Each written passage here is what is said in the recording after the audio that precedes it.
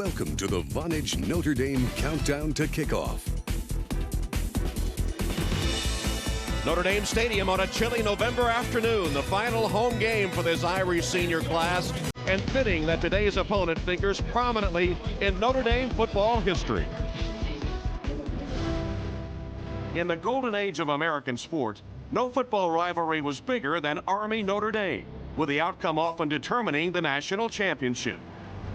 They first met in 1913, when the small, unknown Indiana college shocked mighty Army 35-13. They did it by utilizing what was then a seldom used weapon, the forward pass, perfected over the summer by Notre Dame receiver Knute Rockne.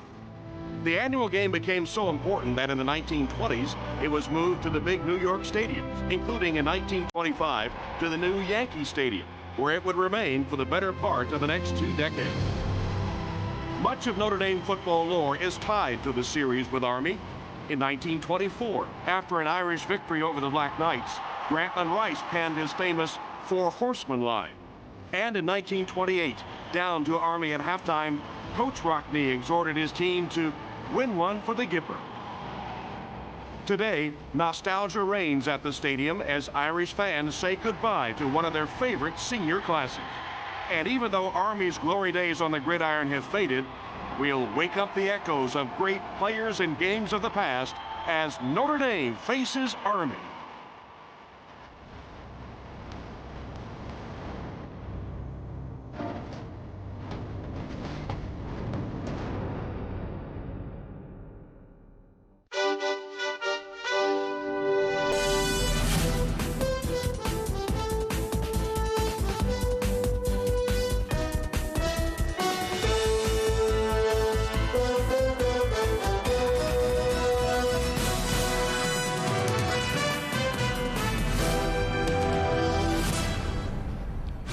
From the campus of the University of Notre Dame, the Golden Dome shining in the background, you're watching the Vonage Notre Dame Countdown to Kickoff.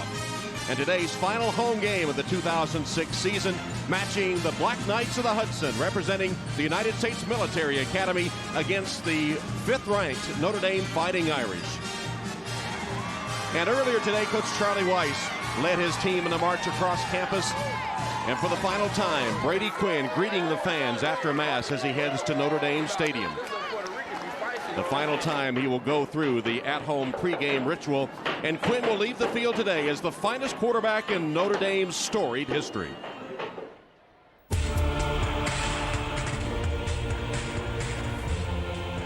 Wearing the blue and gold means, following the footsteps of all those greats who kind of led the way for you. Once I'm up under center, I'm thinking, where I might be going with the ball or anticipating, what the defense is going to do. You got to be aggressive, you got to be tough, you got to be hard, and you got to react quick. Play action, fake, looks, throws, end zone, touchdown, there it is. Fires for the end zone, touchdown. But Brady Quinn runs and takes it in for a touchdown. Quinn looking to throw over the middle, caught. He got the ball across the goal line, touchdown. It's just something about this place that changes everything inside you. I can't tell you that I've ever not had a touchdown pass, but everyone gets excited where I haven't got chills.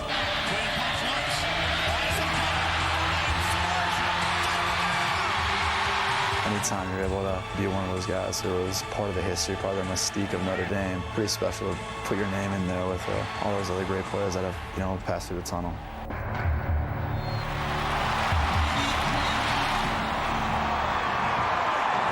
Just a couple of moments ago, Quinn leading the team out in the green jerseys. Here come the Irish.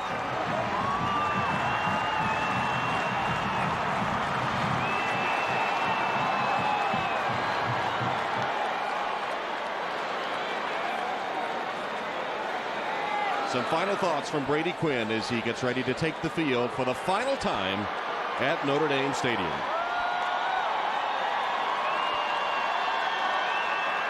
And we'll be back after this 30-second message from Vonage.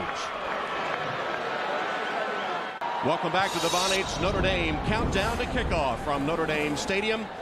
And here come the Black Knights of the Hudson following Old Glory onto the field at Notre Dame Stadium.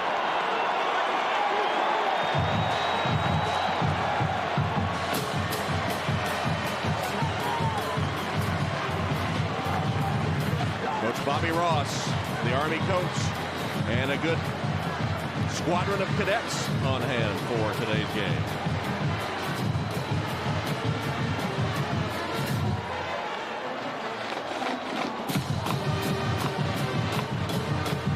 Several members of the Corps of Cadets have made the trip to South Bend on a chilly November afternoon, low 40s, and we've reached the high for the day. Not much factor of the wind, but it will be a mostly cloudy and chilly afternoon. And now to honor Bo Schembechler, let's go to public address announcer Mike Collins. Ladies and gentlemen, may I have your attention, please? And the bands, too.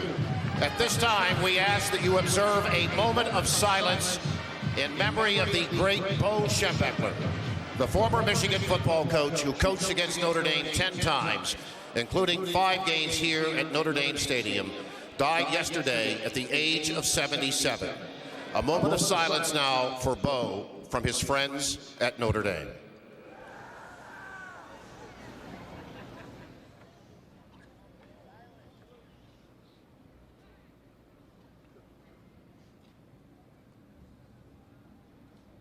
Thank you very much.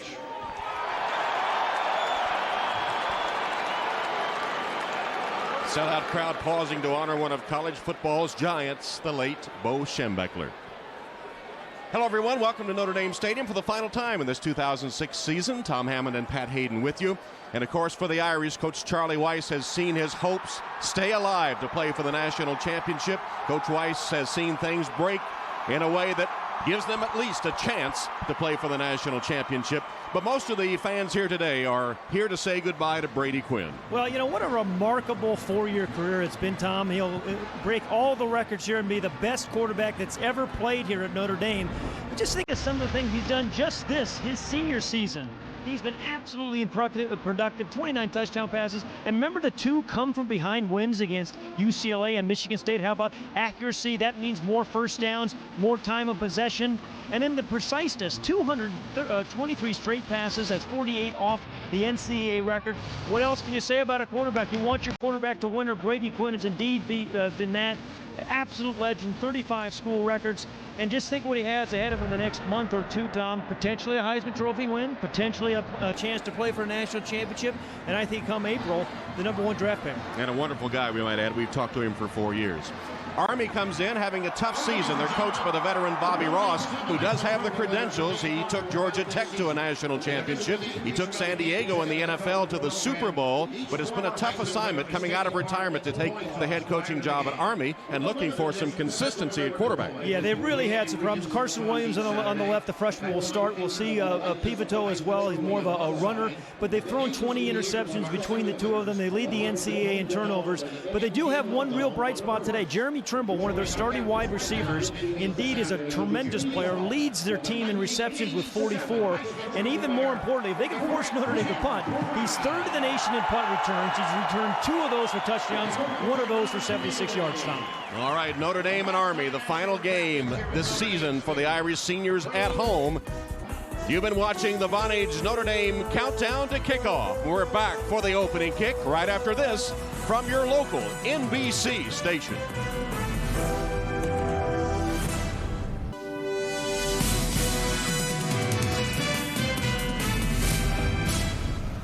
Welcome back to Army Notre Dame, brought to you by Sirius Satellite Radio. 49th meeting between the 2. And Notre Dame with a lead in the series. They've won 12 straight over the last 41 years. Army last won here at Notre Dame Stadium in 1958. Today's game brought to you in high definition.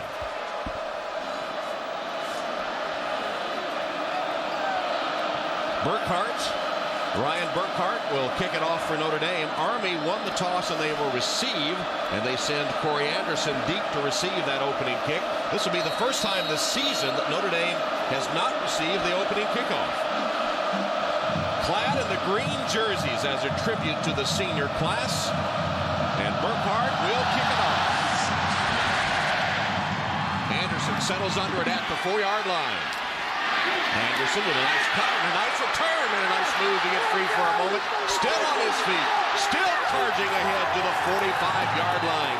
Excellent return of the opening kickoff by Corey Anderson for 42 yards. before Kyle McCarthy makes the special team stop, and the Army Black Knights are fired up. I'll tell you, Corey Anderson has had some big plays for the Cadets this year. 3 runs, 93 yards, and here a big kickoff return. Pretty strong run to give his quarterback, his freshman quarterback, Carson Williams, excellent field position.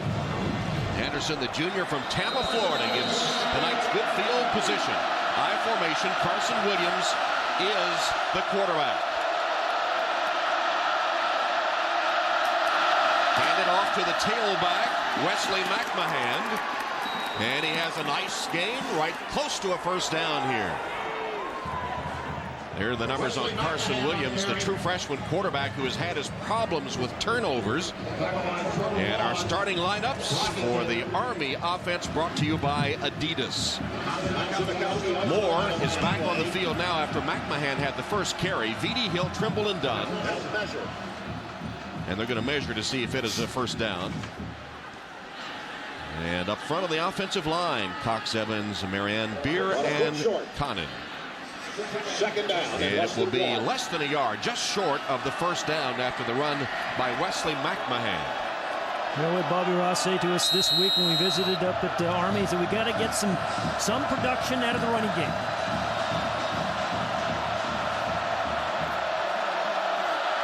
On 2nd and inches, 2 tight ends. Moore didn't get much, but didn't need much. And Ndukwe makes the stop for Notre Dame, coming off that career-high 22 tackle performance against Air Force last week. Adidas starting lineups on defense with Laws and Landry in the middle, who have had such an outstanding season, so quick off the ball. With Thomas, Crum, and Brockington. Maurice Crum really coming into his own here in the latter half of the season. Lambert, Zibikowski, and Ndukwe, who made that first tackle, and Richardson. McMahon back in and running back for Army. First down play, fake to McMahon. Williams rolling and delivering a pass, and he had Trimble wide open, and it's incomplete. Well, Trimble was absolutely wide open. Carson Williams, a freshman from Alabama, got his very first start against Tulane in week 9, or their 9th game, I should say, threw 3 touchdowns. A lot of high hopes for his performance. Really struggled against Air Force in their last game. But, you know, he has real potential. Big guy, strong arm. And just learning the game, he is a true freshman, kind of shell-shocked. And just think of this, not only does he have to learn all about football, but he has to go through all the discipline and military orientation that plebes must go through at West Point, and the academics as well, so it's a tough assignment. McMahon stopped after a short gain by Derek Landry.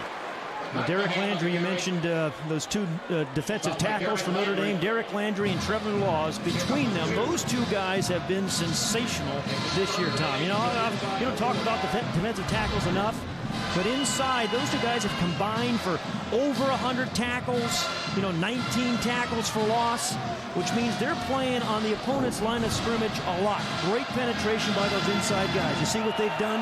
105 tackles between them and 19 combined tackles for loss. 3 wide receivers, nickel defense for Notre Dame. And the slant, Williams intends it for Trimble, and it's incomplete. Broken up by Mike Richardson. So there's a guy, Mike Richardson. What you talk about being senior day, his last home game. Mike Richardson has not only had a good season, almost knocked down by Ndukwe, a very good season, but a really nice career, battled the ups and downs, Tom, you know, and really has done a very, very nice job. So Tolson is on to punt for Army. Owen Tolson averaging 42 yards a boot, and Jeff Samardzija standing at the 10-yard line. And Samardzija will let it bounce, and it bounces into the end zone for the touchback. So Army does get a first down at its first possession, but then the drive stalls and a 40-yard punt with no return, and Brady Quinn will take the field here in the green jerseys for the Irish. You see the outstanding numbers for Brady Quinn. You could go on for 10 minutes. We will. As Pat said, 35 passing records he holds here at Notre Dame, and 11,122 yards in his career. Adidas starting lineups for the Irish offense: Walker, McConnell, McKnight, Samardzija, and Freeman. Carson out with an injury, so Freeman gets the start on his first career touchdown pass a week ago. Harris, Santucci, Sullivan, Morton, and Young up front. First down for the Irish from their own 20-yard line. Darius Walker with a big hole. Still on his feet until he's finally twisted down by Jordan Murray, the safety. Starting lineup for the Black Knights: Thompson, Harrington, Fusco, and Craig. Craig coming back after injury the last couple of games. Rockwood, Strode, and Scruggs. And in the secondary, Army will go with Laird, Cooper, Murray, who made that stop, and Grievous. Second down and 4 for Notre Dame. Fake to Walker. Brady Quinn's first pass of the game. Downfield and broken up, intended for Raymond McKnight, and good defensive play for Army's Grievous. Yeah, terrific timing by Sean Grievous, number 26. They're what they call their boundary corner. Comes in right at the perfect moment, knocks it away with his left hand. No pass interference. Post route run by Raymond McKnight. So terrific defensive play by Grievous. So they play the short side of their field. South Plainfield High School in New Jersey.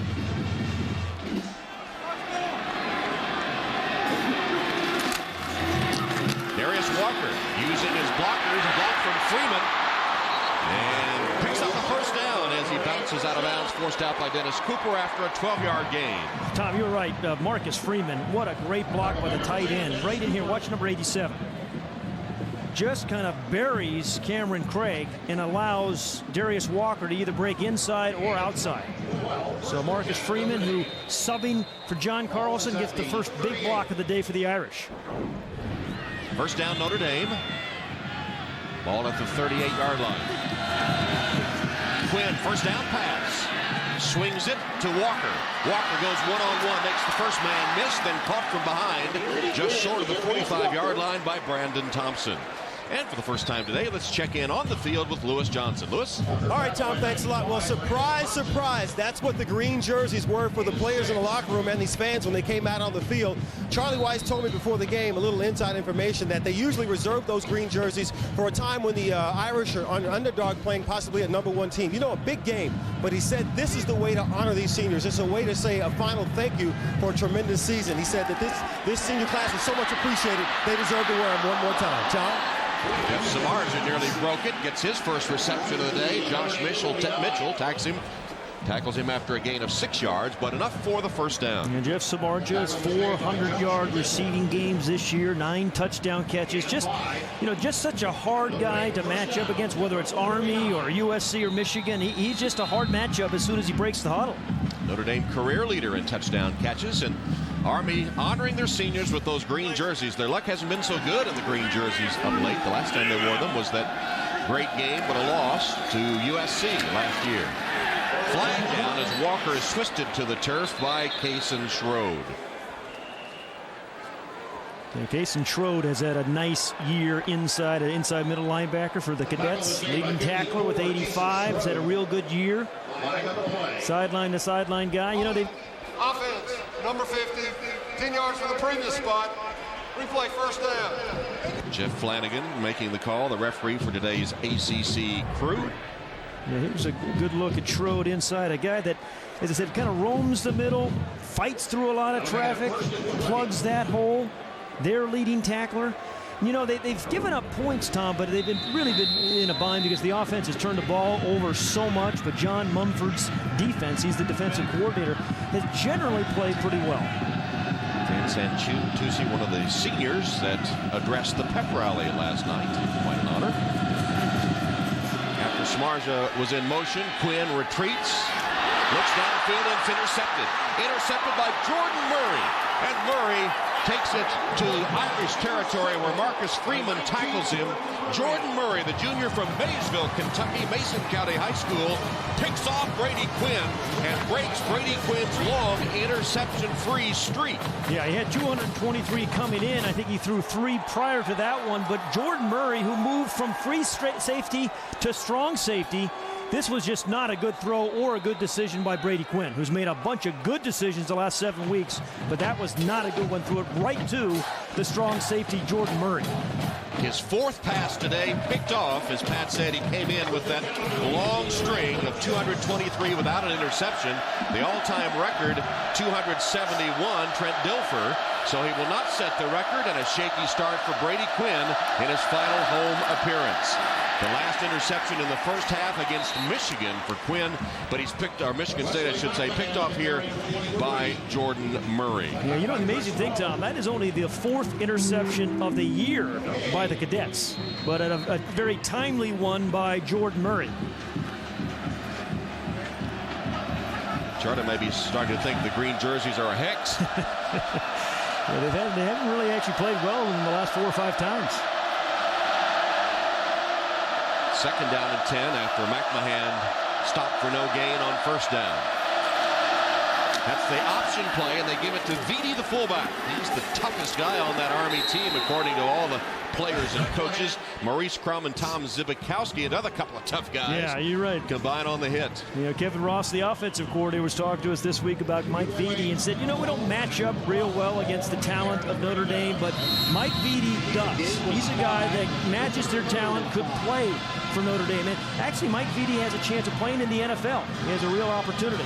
Does everything well. Catches the ball well, runs the ball well, and a devastating blocker. There's Kevin Ross, the offensive coordinator, son of head coach Bobby Ross. And Army, despite the 5-year commitment that you make to the military when you go to West Point, does have an apparatus by which you could play professionally. Tony Moore, tackled by Victor Abiamiri. Now, Tony Moore, he's their big, thick back, 223 pounds, but boy, Abiamiri just did not stay blocked. He was blocked early by Jonathan Connon, number 72, but did not stay blocked and made the stop. And on fourth down, it looks like Army's going to go for it. The ball just inside the Notre Dame 30. It's fourth down and 4.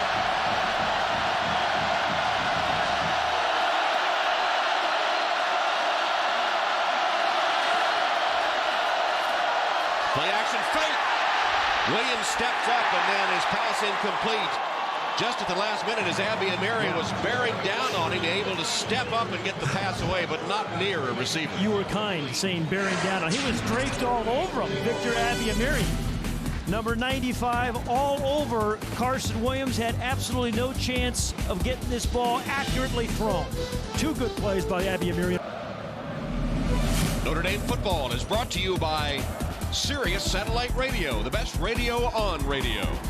By ADT, America's residential and commercial security leader. By Charles Schwab, looking for a winning investment strategy? Talk to Chuck, Charles Schwab. And by Dell, business solutions designed for one company in mind, yours, Dell, purely you. Tom Hammond, Pat Hayden, and Lewis Johnson at Notre Dame Stadium. Final home game of the season, 0-0. Notre Dame takes over for the second time. Brady Quinn intercepted on the Irish first possession. And Army sticking with Notre Dame as we come past 7 minutes remaining in the first quarter. Fake to Walker. Then Quinn turns around and swings it to his running back. There's a flag down, and Walker is taken to the turf, shy of the 35-yard line. John Laird twisted him down. Another holding call against the Irish. Their second today. Let's go back and have a look at that interception, Tom, just a moment ago. Now, Murray intercepted, but watch what the little middle linebacker does, Kason Schroed does. He really kind of takes away the slot receiver, and that's where Brady Quinn is trying to go. Well covered by Schroed. He forces it in there, and then Jordan Murray is the beneficiary of the good coverage by Schroed. He said he's their leading tackler. They said, you know, the coach, John Munford, said we try to protect him in the passing game a little bit, but he looked awfully good in coverage right there, Tom. Leading tackler, 85 tackles coming in. Senior from Irving, Texas. Look at this. After the holding call, Cameron Craig with the penetration to stop Darius Walker for a loss. And the Army defense has put Notre Dame back to the Irish 10-yard line. That's a loss of 10. Well, you know, we talked to Cameron Craig on Thursday up at West Point. Said, I really want to get my paws on Brady Quinn. Well, he'll settle for Darius Walker. Absolutely. Good play by Cameron Craig. Had missed some of the year with some injuries. That's his 16th tackle for loss. All-time leader in sacks. And you see that each of the Army players with that Army unit insignia on their jersey. They're different, just to honor their active duty comrades. What a good Walker stopped at the 10 by Thompson and Craig, the defensive ends. Now, mind you, Tom, the offensive line of Notre Dame outweighs these cadets by, on average, 40 pounds per man. But you talk to any of the Notre Dame players like Tommy Zivakowski, they say, you know what you're going to get when you play against any of the academies, including Army, 100% effort, guys that sacrifice their bodies, play hard every down, and just aren't going to give up. Notre Dame converted its prior third down, but this one is third down and 29 yards. From the shotgun, Brady Quinn. Three-man rush. No pressure, and he's going deep for McKnight. McKnight circling around, got his hands on it, but covered closely by Opuku, the junior from Houston, Texas. Yeah, Opuku, track star, actually walked onto the football team from the track team. Good coverage on Raymond McKnight. And Raymond McKnight, you talk to the defensive coaches, they're the guy they were most concerned about. They're going to roll their coverage to McKnight and do the best they can on the other side against Samardzija. Jeff Price, who has averaged 45 yards a boot, is on to punt, 6th in the NCAA in terms of yardage per punt. And Trimble is deep for Army. Sailing punt by Price. Trimble retreats to the 35-yard line. Couldn't get free. Good special teams coverage by the Irish, but still nice field position for the Black Knights. Marcus Freeman, starting tight end, with a special teams tackle after a 55-yard punt, 7-yard return. So what a career Tim Brown had here at Notre Dame. Wow, last Heisman Trophy winner. All his punt returns he had for touchdowns well, against Michigan State. He could do it, couldn't he? Meanwhile, Army with good field position, their own 44-yard line, their third possession of the game. Play action fake, and Carson Williams with a screen pass complete to Tony Moore. And Moore rambling down the sideline as an Army first down in Notre Dame territory before Maurice Crum tracks him down for the tackle. Yeah. They call him touchdown Tony Moore. You know, he really only been playing running back for a couple of years. Watch the screen over here.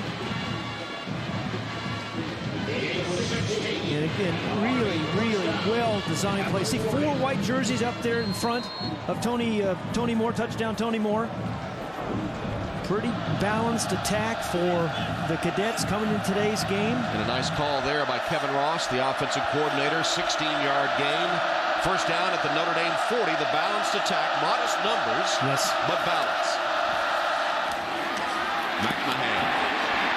Nice open field tackle by Shinadum and Dukwe. You've ever heard of a man making 22 tackles in one game? Yeah, only a guy who played for Buddy Ryan would get 22 tackles. But, you know, it was funny. We were talking to Kevin Ross, who's the coordinator, the offensive coordinator for the cadets, and he was saying about it, Dukwe, he said he was just unbelievable against Air Force. He said after those 22 tackles, I sure hope he's still sore. Shinadum actually said he was a little sore after that. There is the... They had a big year for the Irish, big year. And the leading tackler, his senior campaign from Powell, Ohio high school teammate of Brady Quinn.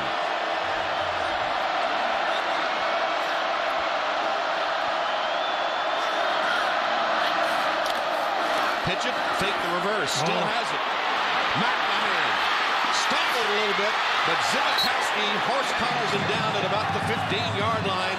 Another big play for Army as it goes for 24 yards. And terrific call by Kevin Ross. Fake the reverse. Everybody bid on the reverse except for one man, Tom Zivakowski. And if Zivakowski doesn't stay there at home, if he gets fooled, it's a touchdown for the cadets. And what about the block by Mike Feedy? Put his man on the ground, Travis Thomas. And there's Kevin Ross, the offensive coordinator, this graduate of the U.S. Naval Academy. And was in the Marines.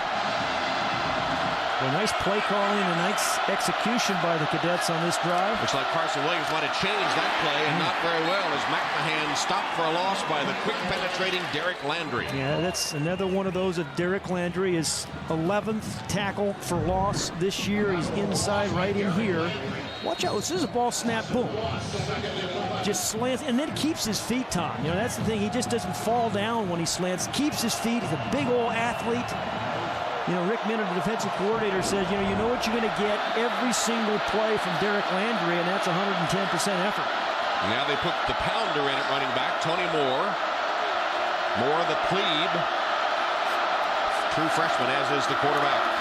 And on the pitch, makes a nice run inside the Irish 10-yard line. He showed his power there. Tony Moore, 5'11", 223. That was a 7-yard gain before Crum, Fromm, and Ndukwe, the three of them, have to get him down. You know, Tony Moore, he was, you see, red zone offense of the Cadets. But big old Tony Moore was saying, I got my toughness from my sister, Crystal, who was a black belt in karate. He used to throw me around as a kid like a rag doll. Don't mess with Crystal. Carson Williams looking over the defense. This is a third down play. 3rd and 4 inside the Irish 10. Williams to the end zone. And Walter Hill, the intended receiver, was locked up with Lambert. I thought that could have been a holding call, but no flag. Yeah, but terrific block by Mike Vitti. You know, you've mentioned him a couple times, throwing some key blocks. Good pass block that time by Mike Vitti. And you have to feel if you can have a chance against the Irish, you've got to score touchdowns. Watch the block there on Zibikowski. Could have been a hold. Instead, it will be 4th down and a 27-yard field goal attempt by Austin Miller. He's hit 11 of 14 this season. From 27 to give Army the lead. It is up, and it is good. So a nice drive for the Black Knights of the Hudson. The two coaches, Weiss and Ross, squared off today at Notre Dame Stadium. Army has the lead, and one push-up per point. You think if anybody could do a push-up, it would be a cadet. No! The motto is every cadet an athlete. And on brave old Army team, the strains of that song echoing through Notre Dame Stadium as Army takes a 3-0 lead on heavily favored Notre Dame. Justin Koenig is ready to kick it off. And the deep man, David Grimes, along with George West for Notre Dame.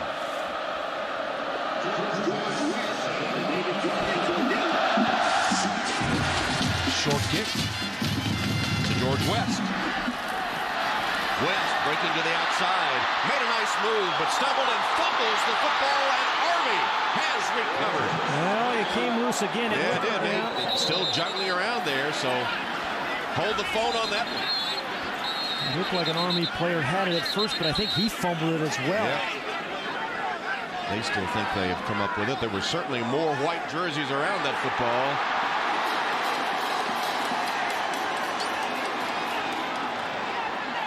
Still no official signal. Well, they say the Irish Notre Dame got it. Well, they won the wrestling match underneath it after it was recovered, fumbled again, and would have been a huge break for Bobby Ross. But instead, it goes back to Notre Dame as the Irish come out in this game with 1.5 minutes left in the first quarter with a flat performance. Flag has come down. Yeah, I think it was 43, Taringo, who had it momentarily there. Yeah, but then it was lost. Recovered by Notre Dame. And Kyle McCarthy First picked it down. up. So Kyle McCarthy with personal that foul on Army for unnecessary roughness. 15 yards from the succeeding spot. First down. And Bobby Ross, angry after the personal foul call, also goes against Army. So they had what seemed to be a sure recovery, and instead they lose the football and get a penalty. 3-0 Army, closing stages of the first quarter. George West fumbling on the kickoff return, but And it was number 28, Michael Herndon, who caused the fumble. And then 43, Felice Turingolo almost had it, or had it momentarily, but Kyle McCarthy just took it right away from him. 4 white jerseys and 1 green, and the green wins out. And then the penalty puts the ball at midfield. Big break for the Irish, who have averaged only 2 yards per carry on their first 2 possessions. Darius Walker, big hole. You mentioned big hole, and indeed it was, Tom. And don't you think we've watched Darius now for 3 years? This is his best year. Yeah, I mean, you know, without question, as a complete player. Yeah, you know, he had 1,200 yards and 43 catches last year. Good block by 76 Bob Morton. You know, but this year, you know, he has a chance of going over 1,000 yards and, you know, one of the leading receivers. Today's first and 10 line brought to you by Xerox, as that one did go for a first down. And Walker again. You know, if you look at the defensive ranks for Army, Tom, they have, remember, 119 teams in Division 1A, so you see they don't rank terribly well, but I think they've been put in a very uncomfortable position by the offense, which has turned the ball over 32 times. So they played in a lot of short fields and had to defend, you know, only the red zone oftentimes. Well, they're less than 30 seconds away from shutting out Notre Dame in the first quarter. Walker picking his way forward, twisting, turning, ridden down by Brandon Thompson. But he does have another first down. Well, the Cadets are happy to have Brandon Thompson back. The guy they were really counting on, number 95 for the Cadets. Got hurt in the preseason. Well, you're going to watch number 95 in the white jersey flash here in a moment. There he is. Got his first start this year against Air Force, came up with 10 tackles and recovered a fumble. And that'll be the end of the first quarter. The Irish facing Army and the Cadets with a shutout of the powerful Notre Dame offense in the first quarter of play. At the end of 1 at Notre Dame Stadium, Army 3, Notre Dame nothing. We'll return to Notre Dame Stadium after these messages from your local NBC station. You're watching Notre Dame football on NBC, presented by Sirius Satellite Radio. The score will cause some oohs and ahs as it's announced across college football stadiums this afternoon. 3-0 Army after 1. Today's game brought to you by Sirius Satellite Radio. And first quarter scoring for the Irish was a problem earlier. Last 6 games, 72-20. Today, shutout in the first. Darius Walker, gain of 3. John Wright makes the tackle. Had a chance to meet with Darius Walker again yesterday, Tom. We always enjoy talking to Darius, and he's talked to us about what the senior class meant to him. And well, he said these guys not only played great, they were great teammates. He said he doesn't know what he's going to do next year without some of them. They've been so supportive of him. And it's always important for the rough times when you start your career to have somebody that you can look to for guidance. Walker, after Quinn had looked and found his primary receiver covered, sits down in the middle of that defense, and Quinn finds him for a gain of 15. And that's the difference, I think, between Brady Quinn pre-Charlie Weiss and post-Charlie Weiss, is finding that outlet pass. The 48th catch of the year for Darius Walker. All-time record for a running back at Notre Dame. And Tom, it looks so simple, but you see it so rarely in college football. There's John Laird, who's down, the starting defensive cornerback for Army. Gains 15, making it first and 10. First and goal at 10. While they tend to John Laird, we'll take a break. Just started the second quarter, and Army's in front, 3-0. Notre Dame football is brought to you by the new 2007 Lincoln MKZ. Life's calling. Where to next? Lincoln. Reach higher. By AdidasBasketball.com. It takes 5. By Sirius Satellite Radio, the best radio on radio. And by Vonage. From Notre Dame Stadium with our producer David Gibson, director John Gonzalez, Tom Hammond, Pat Hayden, and Lewis Johnson. Army up 3-0. John Laird injured, out of the game, but able to run off the field, replaced by Brandon White. First and goal for the Irish. Brady Quinn under center. Draw play. Walker to the end zone. Touchdown.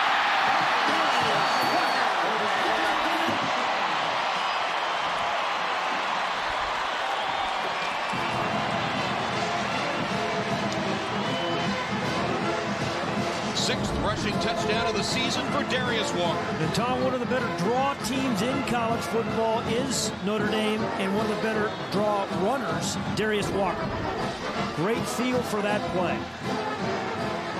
And Carl Joya on to attempt the extra point. He had 3 missed against Air Force last week, 2 of them blocked. There's a flag down.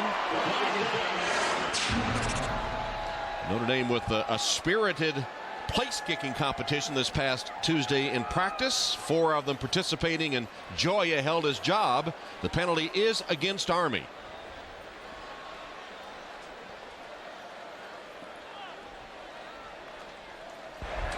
Personal foul, number 99 on the defense for leaping, landing on an opponent. The penalty be assessed 15 yards on the kickoff. Oh, boy. The point is good. Alejandro Villanueva called for the Army penalty. There he is. So the kick is good. The touchdown goes to Darius Walker on the draw play. 7-3 Irish.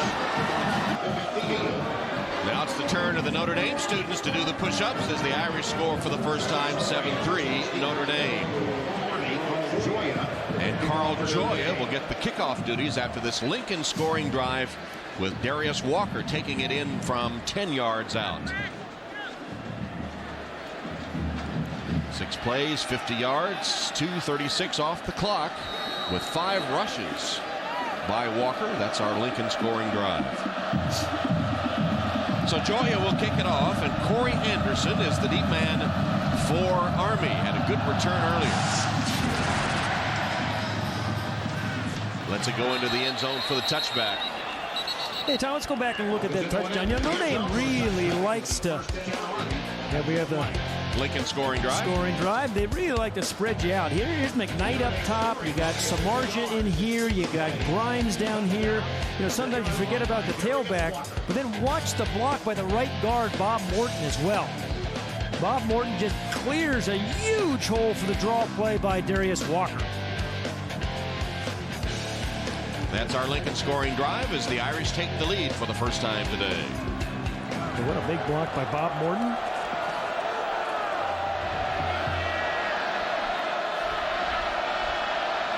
Army from the 20, handoff to Matt Lyons, shakes the tackler in the backfield, but gets only to the line of scrimmage before he's thrown back by Maurice Crum and others. You got Derek Landry got there first, and Maurice Crum finished him off.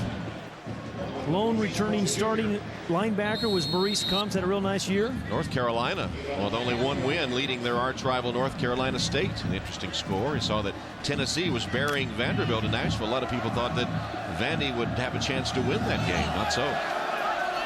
Maybe winning today. I think it's their 8th win for Navy. Yep. Kentucky looking for its 7th, count 'em, 7 wins this season. Can't tell you're a Wildcat.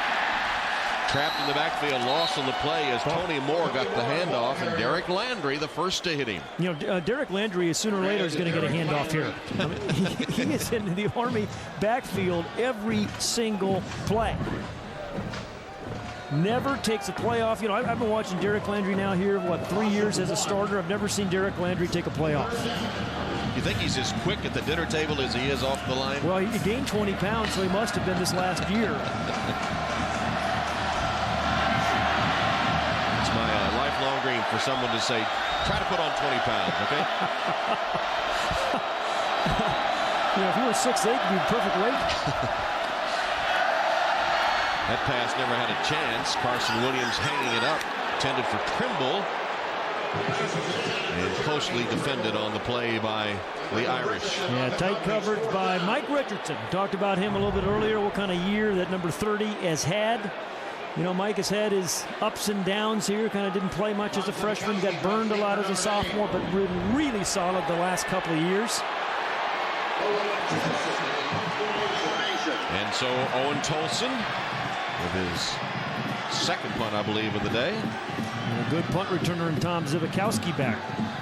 Samardzija was back the first time. This time it's Zibby, who settles under it at the 33-yard line. Richardson dodged him. And Zibakowski slammed him down. Good coverage by the Army special teams. Tim Fry was the first man on the scene. There is a penalty marker back upfield. That was a good tackle by Tim Fry. 49-yard punt and only a 6-yard return plus a penalty against the Irish. Holding during the kick, number 53 on the receiving team.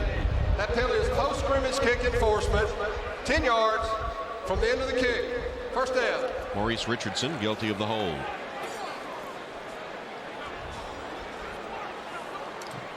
Just under 12 minutes to go in the first half. Army sticking with the favorite Irish. 7-3 Notre Dame. Welcome back to Notre Dame Stadium, where the Irish take over. 22-yard line, first down, leading 7-3. John Laird, the Army cornerback, who was shaken up earlier, has returned for the Cadets. Darius Walker picks his way across the 25-yard line. And we asked Darius about being a complete back. It really is difficult because you got to be on top of your game with everything. I mean, when the mic blitz, you got to be able to block him. And when you're running out for a check down route, or you're running a read route or a snow route or whatever it may be, you got to catch the ball. Then on top of that, when they do give you the ball, you got to see the hole. So I mean, as a running back, you know, the duties are just phenomenal. And he's fulfilled those duties in admirable fashion this season. Gets only a short gain there before Kason Schroed tackles him for the second straight time. You know, he's not flashy, Tom, but boy, he sure is effective. You think about all those first down plays he's created as a runner, as a receiver, protecting Brady Quinn this year. He's been responsible for 67 first down plays this year.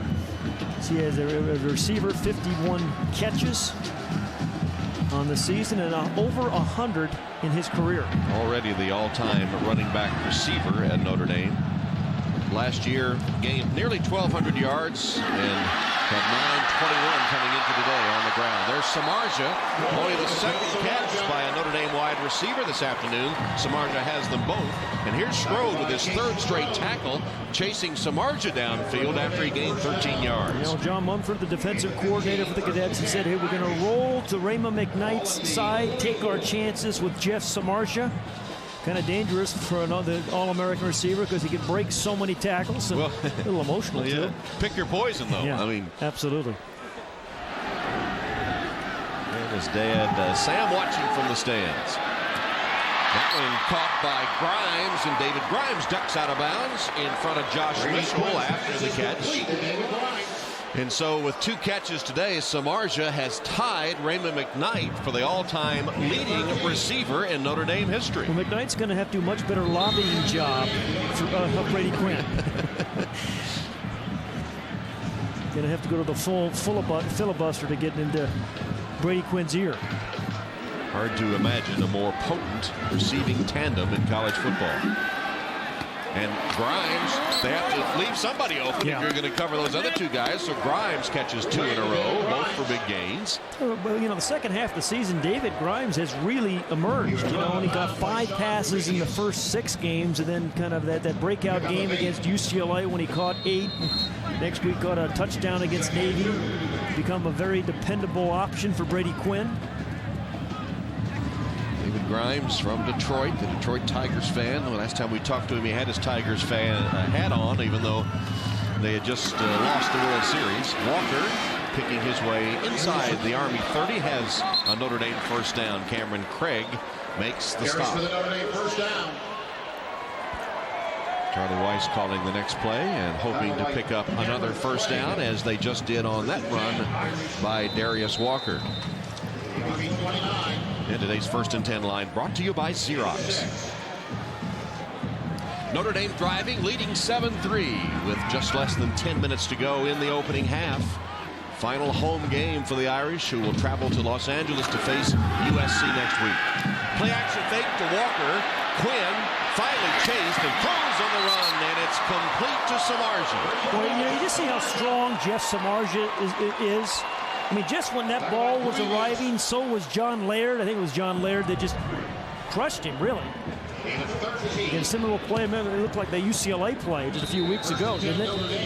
So it was Grievous, not Laird, but just the strong hands and the big body of Jeff Samardzija. And the strong arm of Brady Quinn to throw on the run, get it there in a hurry.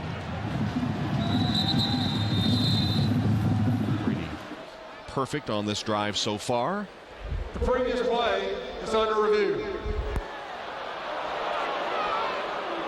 You heard it, Tom. The previous play is under review. It looked like a catch to me. Well, I'm looking to you for guidance. Jim Keogh is the technical advisor here, representing the Big Ten. Taking a look at the replay. Charlie Weiss says, what?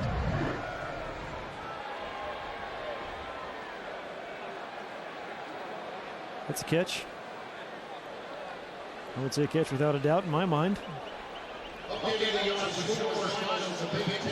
His knee was down. The ball was, his arm was underneath the ball. Yeah, that's a catch.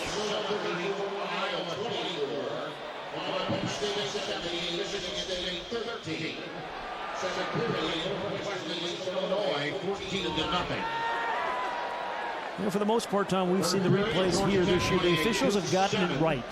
And so, and they haven't taken too long, so I think it worked well this year. The system has worked, at least in the games we've done here. After review, the play stands as ruled on the field.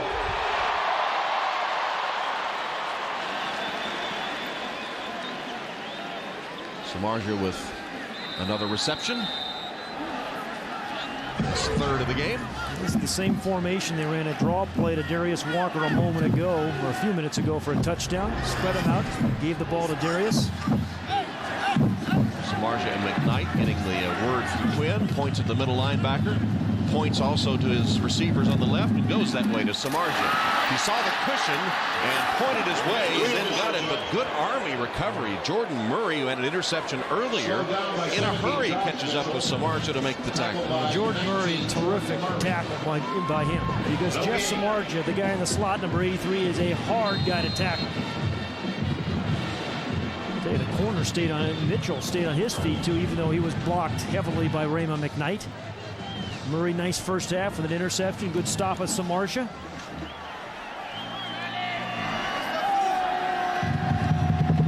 So Quinn began 3 of 6. He's hit 6 of 6. Make it 7 for 7. Touchdown, Samardzija. Jeff Samardzija, the all-time leader in touchdown receptions at Notre Dame, with the 25th of his career and the 10th of this season. Well, Jeff Samardzija has a nose for the end zone. It starts at about the 25-yard line. And, you know, just throws that little skinny post we see a lot of teams throw. And you don't have to be terribly accurate, although that one was, because he's such a big guy. Carl Joya's extra point out of the Samardzija hold is no good. Uh-oh.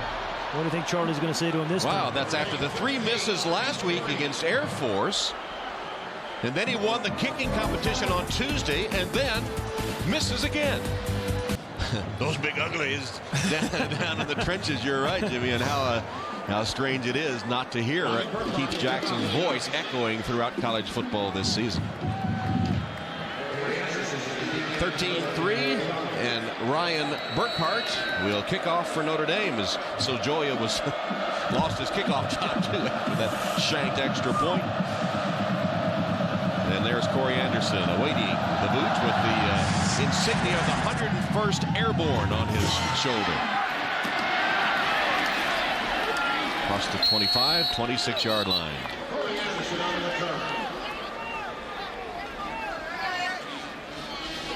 Let's go have a look at that touchdown again. And it always seems so easy when Jeff Samardzija does it, doesn't it, Tom? He's such a big, strong. He's right here in the slot. He just kind of blows by the first guy. And then, you know, there's a guy way back here in the end zone, and you have this guy here, and he just settles right down here for the touch. Just too big a cushion. The defender was, what, 6 yards deep in the end zone, and Samardzija just cut right into him. When you have a quarterback with as strong as arm that you have with Brady Quinn, you just can't play that deep. So the Shark, free spirit Jeff Samardzija, final home appearance with the touchdown catch. Option play, they hand it to the fullback Viti. That's the triple option run by Carson Williams. He reads the defensive end first, deciding whether to hand off or keep. And then his second option would be whether to pitch or keep it himself. So 3 options on the play. The first Viti, and he got the handoff that time. Have a look at Mike Viti. That is, the real big plays in the option game really come in the perimeter, as you know, Tom. But you always try to feed it that fullback, and then get a big play on the perimeter. From the defensive end, didn't collapse down. He read him and gave the ball to Viti. Here it is again. That's one he should have kept. Yeah, and right? Fromm tackled Viti that time. He should have kept the ball as he read from the defensive end. Did collapse inside. He should have kept it and then decided whether to keep or pitch. on the carry again. Carson Williams, really kind of a thrower in high school. Notre Dame looks like they had all options covered on that one. So Carson Williams just getting comfortable running the option. Bobby Ross said, I'd like to run some option like we did at Georgia Tech when they won a national championship in 1990. Looking for their first third down conversion. The freshman Carson Williams, Coleman, Alabama, a small country farm where he grew up there. Handed off. Tony Moore piles ahead for a first down. So they do convert on third down for the first time today and keep the drive going. We talk a lot of these cadets like Carson Williams and such. They're saying, that when they finally get to football practice, it's the best part of the day or the easiest part of the day. Yeah, football is fun for them because they are able to escape the military aspects and the tough academics. They're carrying, some of them, football players, 21, 22 hours. That's a long day.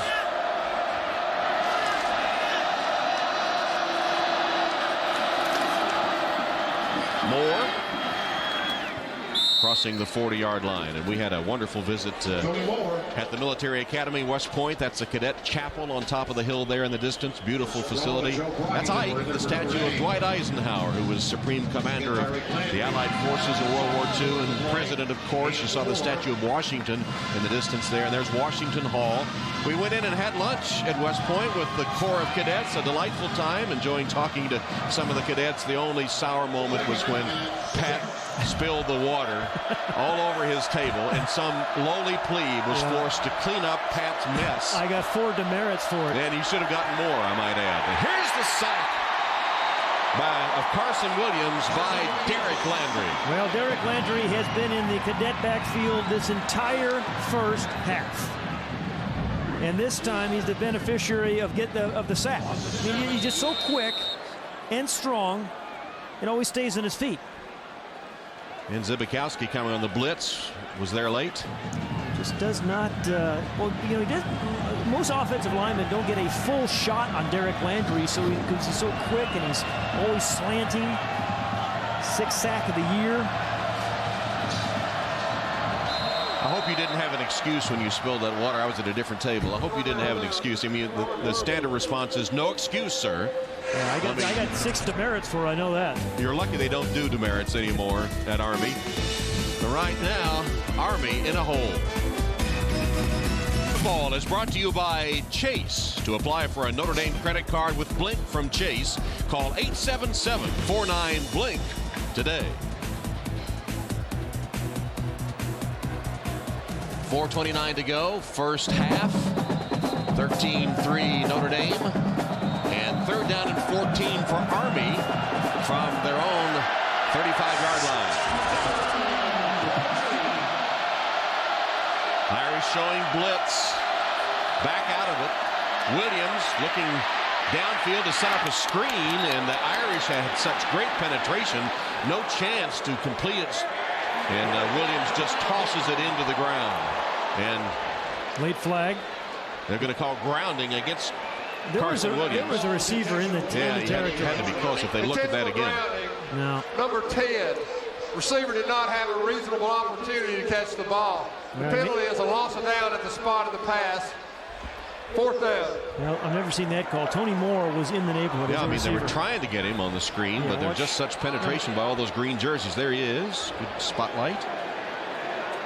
Well, and he caught it on the bounce. How can you call that? No, that's a bad call.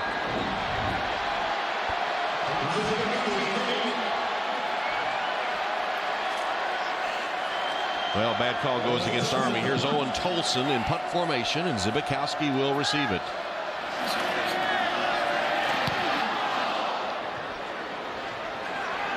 Zbikowski. Nice coverage again. And looking forward to a big football night tomorrow night. Was a penalty on the play. And it's against the Irish and takes it back to the 31-yard line. Well, this is known as what, Brady Quinn time, right before the half. He's been sensational for 2 years, but particularly effective on the last drive before the half. And in the backfield, James Aldridge, the freshman, Crown Point, Indiana. Quinn, no pressure, now decides to haul it down and run. His receivers were covered, and he does scoot forward close to the 40, where Schroed covers him. So today he started 3 at 6. Look at a slow start for him, but been had the interception, which was shocking. Yeah. But 7 for 7 since that time. Still, Raymond McKnight has not caught a pass. Aldridge with his first carry, bounces to the outside, just tripped up short of midfield by Schroed. And James Aldridge, his 30th carry of his freshman season, 30 carries, now has 136 yards after that 10-yard run. Yeah, look, a completely different kind of runner, and they call different plays for him. Darius Walker, you're going to see a lot of draws, a lot of delay kind of plays, but when James Aldridge gets in, they want to pound it a little bit. Darius Walker on the sideline, scored a touchdown earlier, and Aldridge in his place at the moment. Aldridge again. Hit the line of scrimmage and dropped in his tracks by Schroed and Laird. Remember we were talking to Darius Walker yesterday about James Aldridge and said, I really like him as a freshman, just not afraid to put in the work, become a good player. Sets up a 2nd down and 10. The numbers on Aldridge, slowed by injury to start the season, which Weiss considers him a pounder versus Manir Prince, who is a slasher and the speed man among the freshman running backs. Swing pass through the hands of Aldridge. It's live. That ball's live. If it's a backward pass, it's live, and now they're signaling incomplete. Was a forward pass and incomplete. The referee thought it was live. Oftentimes pounders don't have good hands. Well, that was the case there, wasn't it? Let's have a look. Tom, is this a forward pass? Yeah, I guess it is. That is a forward pass. Incomplete pass, correct call by the officials. So that breaks Brady Quinn's string of 7 in a row, and Darius Walker will come in for Aldridge, who muffed that one. Well, even this situation, 3rd and 10, you could dump the ball to Darius Walker, and he wiggles his way for first downs. Can't help but think back to Darius Walker's freshman year when he wasn't much in the passing game either. Right. Irish will take a timeout. Clock shows 2:26, second quarter, 13-3 Irish. 13-3 Notre Dame leading Army. 2:26 to go in the second quarter. 3rd down and 10. Quinn, plenty of time. Now he's forced to run. Everybody covered, and he'll have a first down as he slides inside the 40-yard line. Brady Quinn with a scramble for 12 yards. Okay, a lot of good decisions by Brady Quinn. That one, just do not force it too much. And, he's surprisingly mobile for a guy 230 pounds. There really is no one open downfield. You see a lot of guys covered. Big opening for Brady Quinn. Bob Morton looking around for someone to block. Nobody there. Here's a quick toss. Grimes tiptoeing down the sideline, stepped out of bounds. After a gain of 16, stops the clock at 2:02. We've seen it over and over again that Brady Quinn is just so good in the 2-minute drill. No huddle, 2 minutes, into halves, into games. Did more comebacks this year than Bill Clinton. How long did it take you to think that one? No, I just thinking he had those big comebacks against UCLA and Michigan State. Brady Quinn, 11 of 15, 98 yards, 1 touchdown, 1 picked off in his final home appearance so far. And again, no pressure. He finds the dump-off man, Darius Walker, his safety valve. Schroed and Scruggs combine on the hit, and there are the numbers on Brady Quinn and the last possession of the first half all season long. Amazing. This is, 4 touchdowns he's thrown. Never had that quarterback draw a rushing touchdown against Georgia Tech in the first game of the season. That was a critical point,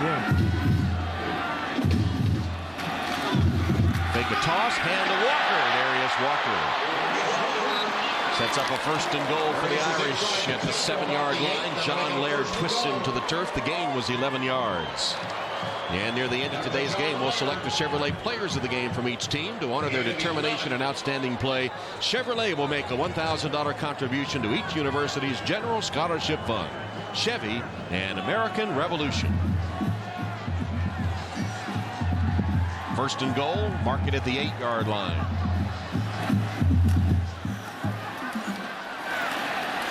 Drill to the back of the end zone to score. The first catch of the game for Raymond McKnight.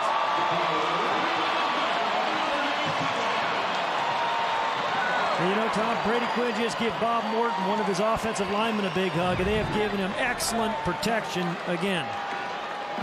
Raymond McKnight just working the back of the end zone. 13th touchdown catch of the year for Raymond McKnight. And his 20th in his Notre Dame career. They just can't put enough of a rush on Brady Quinn. He's had way too much time. Well, Carl Joya redeems himself somewhat as he boots it through the uprights on the extra point. Quinn strikes again. Minute remaining in the half as the Irish go up 20-3 on Army. And Ryan Burkhart will kick off. There's Brady Quinn, who hit McKnight for the touchdown, directing a 9-play, 69-yard drive.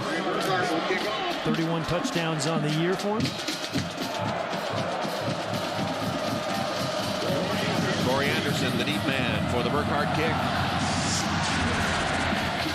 Has to chase it down at the 5-yard line.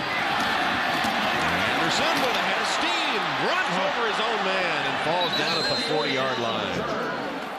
Well, we talked to Brady Quinn about the magic of Notre Dame football. Winning here is like nothing else. Notre Dame's a special place that is so unique that when you win, when you have that success, everyone seems to rally around you. The alumni, the fans, everyone, and there's some sort of spirit that kind of just circulates throughout campus, and you can truly feel it when things are going well. Quinn with his final time on the Kentucky Bluegrass turf of Notre Dame Stadium. Army with a first down, but only 40 seconds left in the half, and Carson Williams buried. Abby Amiri, of course, is there. Derek Landry is there, who already has a sack today. And, Derek Landry has 5 Irish players just been sensational in this first half. Number 66 gets there first. Abby Amiri with a little help. A couple other green jerseys around him. Give Landry credit for his second sack of the game. And that means 7 on the season. Williams pass incomplete. Lyons only completed 1 pass in this first half.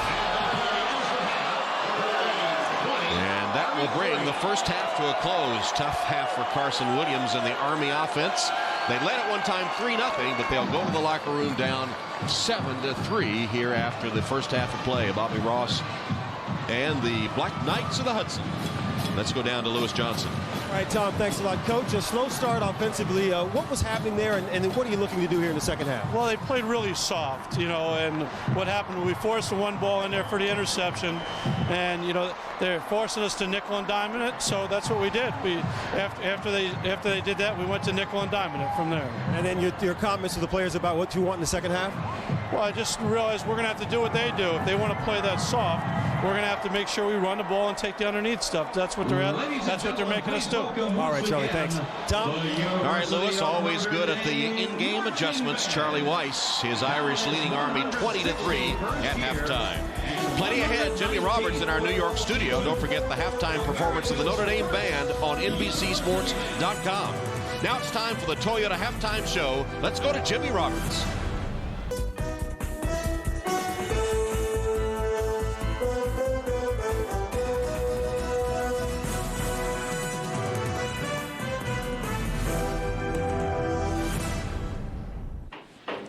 A couple of moments ago, coming down the tunnel toward the field for the Irish seniors, the final time they will touch that play like a champion today. And here they are making their appearance in the second half. And for the Irish seniors, their last half of home football. Notre Dame leading 20-3.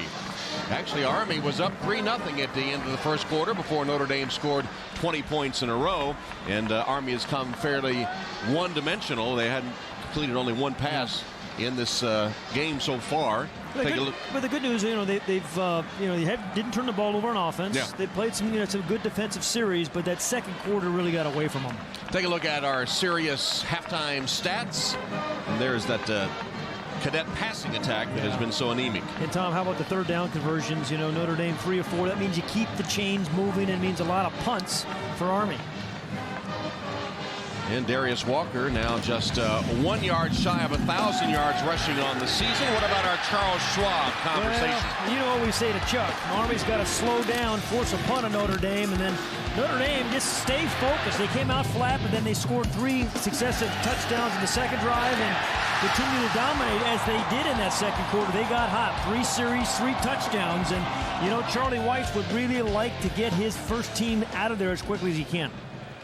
That's our Charles Schwab conversation. Notre Dame has scored 20 points in a row. They lead it 20-3 with the third quarter coming up. Back at Notre Dame Stadium where the Irish lead the Army Cadets 20-3. And the big three for Notre Dame. Here's what they have done so far in the game. Brady Quinn, after the slow start, 13 of 17, 110 yards, 2 touchdowns, broke that long interception-free string. Darius Walker with 93 yards total. And you see 12 rushing yards, or 12 rushes, 4 receptions for him, and just a yard away from 1,000 yards rushing this season. Justin Koenig will kick off. Charlie Weis and the Irish will receive. His deep men are West and Grimes. Grimes, you'll remember, fumbled a kickoff, but was recovered by the Irish. This will be West. Stumbled a bit and then is taken down at the 21-yard line. One thing the Black Knights have done well today is kick coverage. Yeah, one of these important, we talk about important defensive series in a game. That I think the opening series of each half always kind of sets the tone for the rest of the game. And if the Black Knights are going to have a chance, they're going to have a good defensive series here. Darius Walker, 999. I have a guess he's going to go over 1,000 today. Would you? Just a feeling, Tom. That last special teams tackle by Frank Scapitici of Army. Give him credit for good coverage. Here's Walker, and he has his 1,000 yards rushing and then some as he scoots ahead to the 35-yard line, tackled by John Laird and Jordan Murray. But he joins an elite club with back-to-back 1,000-yard rushing seasons. They've had a lot of great runners here, but not a lot of them put back-to-back seasons. But Vegas Ferguson, Alan Pinkett, who's doing the radio broadcast here with us next door, Autry Denson, and then Darius Walker.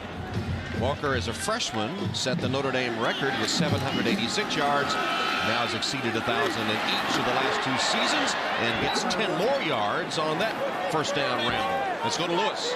All right, Tom, thanks a lot. I talked to Bobby Ross coming out of the tunnel a moment ago and asked him if he was thinking about switching quarterbacks. Carson Williams was 1 for 7 in the first half, only 56 total yards of offense for Army.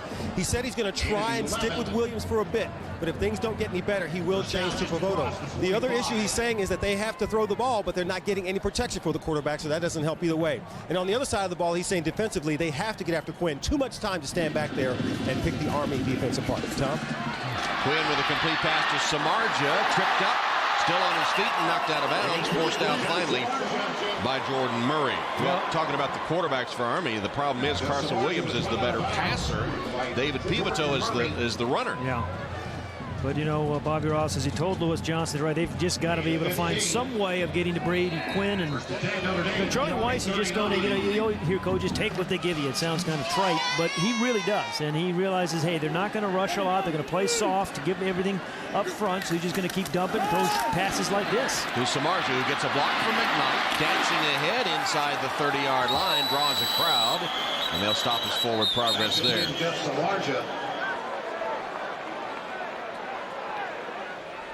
So Notre Dame marching down the field to open this second half. You know, they have this little play, you know, they've been throwing for the last few years, averaged over 10 yards per throw or catch on this particular route. And it's really going to extend a handoff. And when you got Jeff Samardzija and Raymond McKnight catching them and hard to tackle, it does turn into a first down.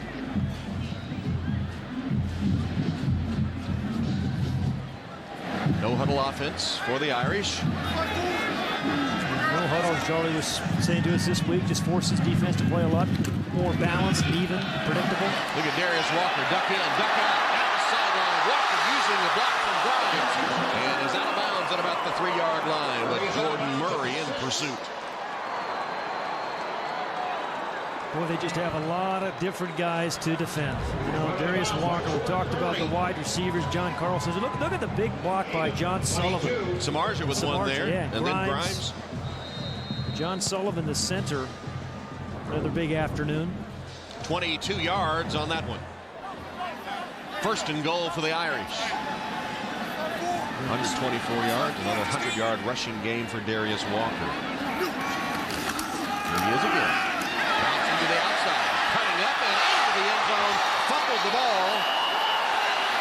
Signal touchdown. But touchdown Irish. Will they give it to Walker for breaking the plane, or will it be Grimes who fell on it? Hey, Grimes has the ball. Look at Brady Quinn helping Grimes up after he patted Walker on the helmet, so he's covering all bases. Wrong guy. Well, Grimes actually made a good block to begin with, and then after Walker fumbles it, well, see, there's Grimes blocking right there. Ball comes loose. Walker coached to carry it high and tight. It got a little too high there, didn't it? See the block by Grimes, though? Yep. Yeah, that's why you wear the green jerseys. Ball bounces your way. And Joya for the point after. Good. Well, that's a pretty efficient opening drive for the Irish. Irish march down the field to get a touchdown to open the third quarter, go up 27-3. David Grimes gets credit for the score, recovering the Darius Walker fumbled in the end zone. And so Ryan Burkhart has it teed up to kick to Corey Anderson.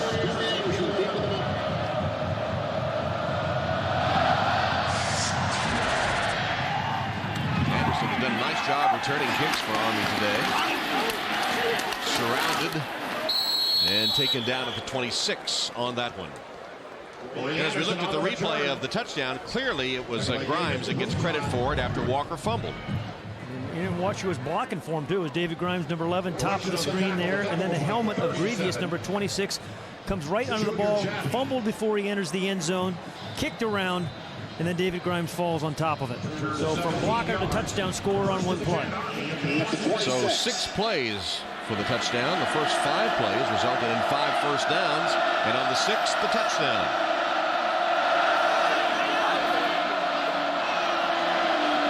Carson Williams, the freshman, still at quarterback with a pitch to Tony Moore. Freshman to freshman, or plebe to plebe in this case. You know, Tommy, you just mentioned the drive by Notre Dame a moment ago, and it just kind of shows you the kind of pace they can play. They have big play capability, or they can kind of grind it out, play short ball, or play long ball. That's why they're rated number 5 in the BCS. That's why Charlie Weiss is such a good play caller, and still very much in the hunt for the national championship hunt. And Brady Quinn in the hunt for the Heisman Trophy as well.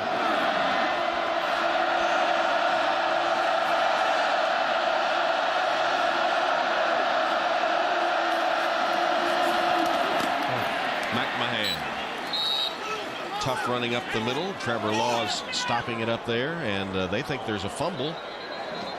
The officials are saying third down, so no fumble. Well, you mentioned the fact that Notre Dame's chances of playing for the national championship still alive, despite the pasting they took here from Michigan in the third game of the season. 9-1 and ranked 5th in the BCS standings. You know, we were talking to Charlie Weiss yesterday, and he said, hey, we run the table, we should be number 2. They feel like they have a chance, and got a tough game at USC next week. Third down for Army. They've only converted 1 this afternoon. Williams rolling to his left, plants his feet, fires, and intercepted. Richardson picked it off. Tough throw for the freshman, rolling to his left, and Williams picked off by Richardson, intended for Corey Anderson. Well, Mike Richardson, the son of a Air Force Lieutenant Colonel. His mother, Caroline, 21 years in the Air Force. As we said, he's just really been a dependable guy this year. Plays with the short side, they call it their boundary corner, and has had a really big season. An Army which came into the game leading the nation in turnovers. That's a dubious honor, leading the nation.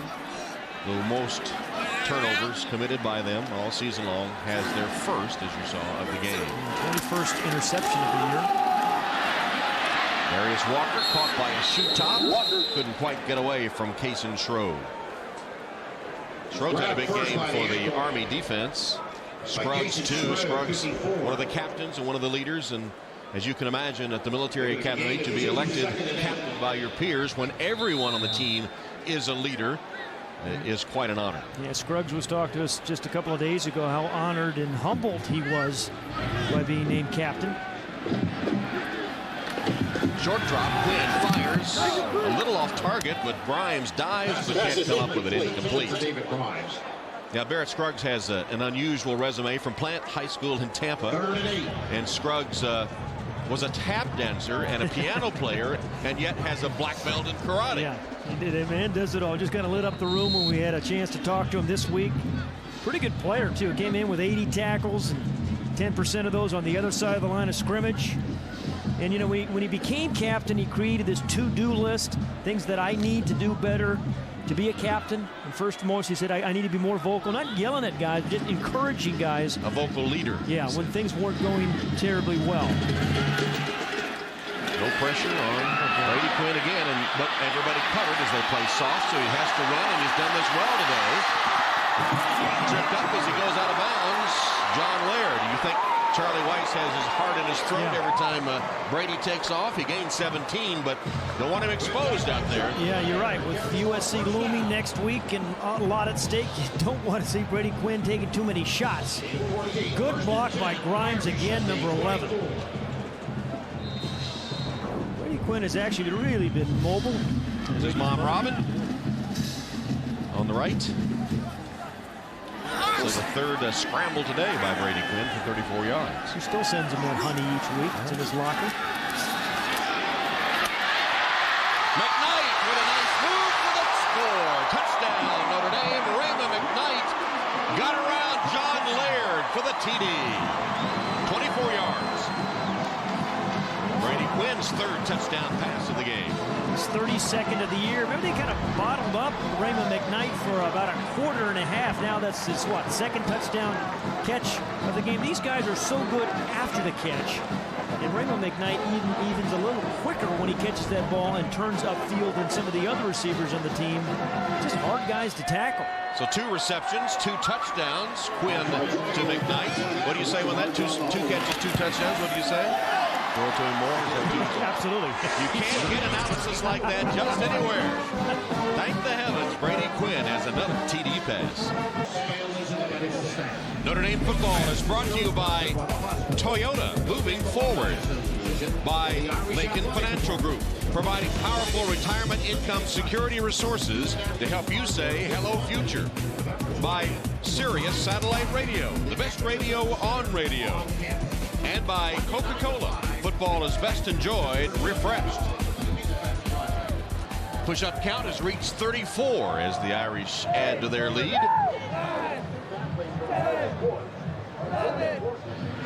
And 2 touchdowns in 3 minutes for Notre Dame to start the third quarter. Ryan Burkhart will kick off for the Irish. That's Raymond McKnight, number 5, who caught his second touchdown pass of the game.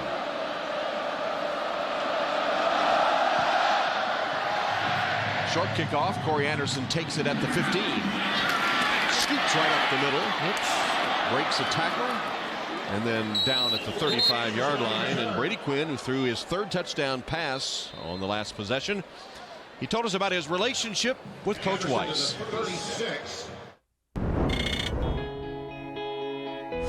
We've developed a sort of relationship where he's been able to give me a lot of advice, just outside of football, how to deal with this hype, how to kind of be a leader, how to be the type of person that people, look to and look up to. Well, I'll tell you, he really has been the beneficiary of some really good coaching by Charlie Weis. And if anyone was ever prepared for the NFL, it's Brady Quinn. Not only with his athletic ability, but his demeanor and the way he's handled pressure and just everything about him. We got a new QB in for Army. Pivotal with a handoff to Viti. Well, we talked about Brady Quinn and there's a flag on the play here. We'll sort out the flag. Viti breaking tackles. What the coaches tell us, he never fails to break a tackle. At least one. Yep. After the play, personal foul, unnecessary roughness, number 95. 15 yards from the succeeding spot, automatic first down. The call is on Victor Abiamiri, who is friends from high school days with Walter Hill. They both grew up in the Baltimore area, played against each other at rival high schools. Abiamiri got knocked on his back. And that cost him the penalty 15. And also gone to the sideline. Right next to Charlie Weis. First down. Pivotal on the option, handing to Viti. And Brockington and Ryan are ready for that triple option play, the first option of 3. David Pivotal now in a quarterback. I'm sorry, Tom. And the other quarterback, there's Viti who carried. The other quarterback, Brady Quinn. I like the story he told us yesterday. He's roommates with his high school teammate, with his high school teammate Ndukwe, Shinadum Ndukwe, and they have a house. And earlier this season, Ndukwe was giving him a lot of grief and told all the teammates that Brady wanted to get a cat. And they ridiculed him for that. Said, get a dog, get a manly pet, a dog. So Brady was telling us, and there's a flag that'll stop this play in his tracks. And Brady was telling us yesterday he had the last laugh because recently they saw a mouse in one of the vents at their house, and he claims that Ndukwe climbed up on a chair trying to get away from the mouse. And Brady said, if we'd have had that cat. Yeah, Ndukwe really didn't have any rebuttal time, though, did he? No. Yeah. And it could be an apocryphal story about him being on the chair. I don't know. He didn't get a chance to defend himself. But, he really said Ndukwe is able to keep him loose. You see, Brady is built kind of tight, for the most part, but Ndukwe keeps him loose. He said he helps him enjoy life occasionally. As you saw Brady with the ever-present football in his hand. Almost picked off. Richardson almost had his second, and Ndukwe too. And Ndukwe, I guess, had the best chance at it. Intended for Trimble. And continuing our conversation about Brady Quinn, who's playing his final home game. We've already anointed him as the best quarterback in Notre Dame history. Is he ready for the NFL? Here's what he thinks. I think so. It's hard to tell when you haven't been there yet, but at this point, I think I'm very prepared for the next level. Well, Charlie Weis does. Charlie Weis said to us he could start right now for 2/3 of the teams in the NFL. Well, you think maybe he's promoting his quarterback, but if anyone should know, it would be Charlie Weis. Third down here for Army. Pivotal sacked back at the 40-yard line by Maurice Crum. And Maurice Crum has really been a settling influence for this Irish defense. Said the only returning linebacker from a year ago moved from outside linebacker to the middle, has manned the middle pretty well and played particularly well, I think, Tom, over the last 4 or 5 weeks. Good blitzer, right up the middle. Seems like every time he blitzes, nobody blocks it, which tells me it's a pretty good scheme by Rick Minter, the defensive coordinator. Tolson to punt. 4th time today. This one will hit short of Zibikowski, who takes it on the bounce. Dodged 1. 2. But then collapsed with a penalty marker on the play. Still didn't go down. Very unusual punt returner. Big old guy.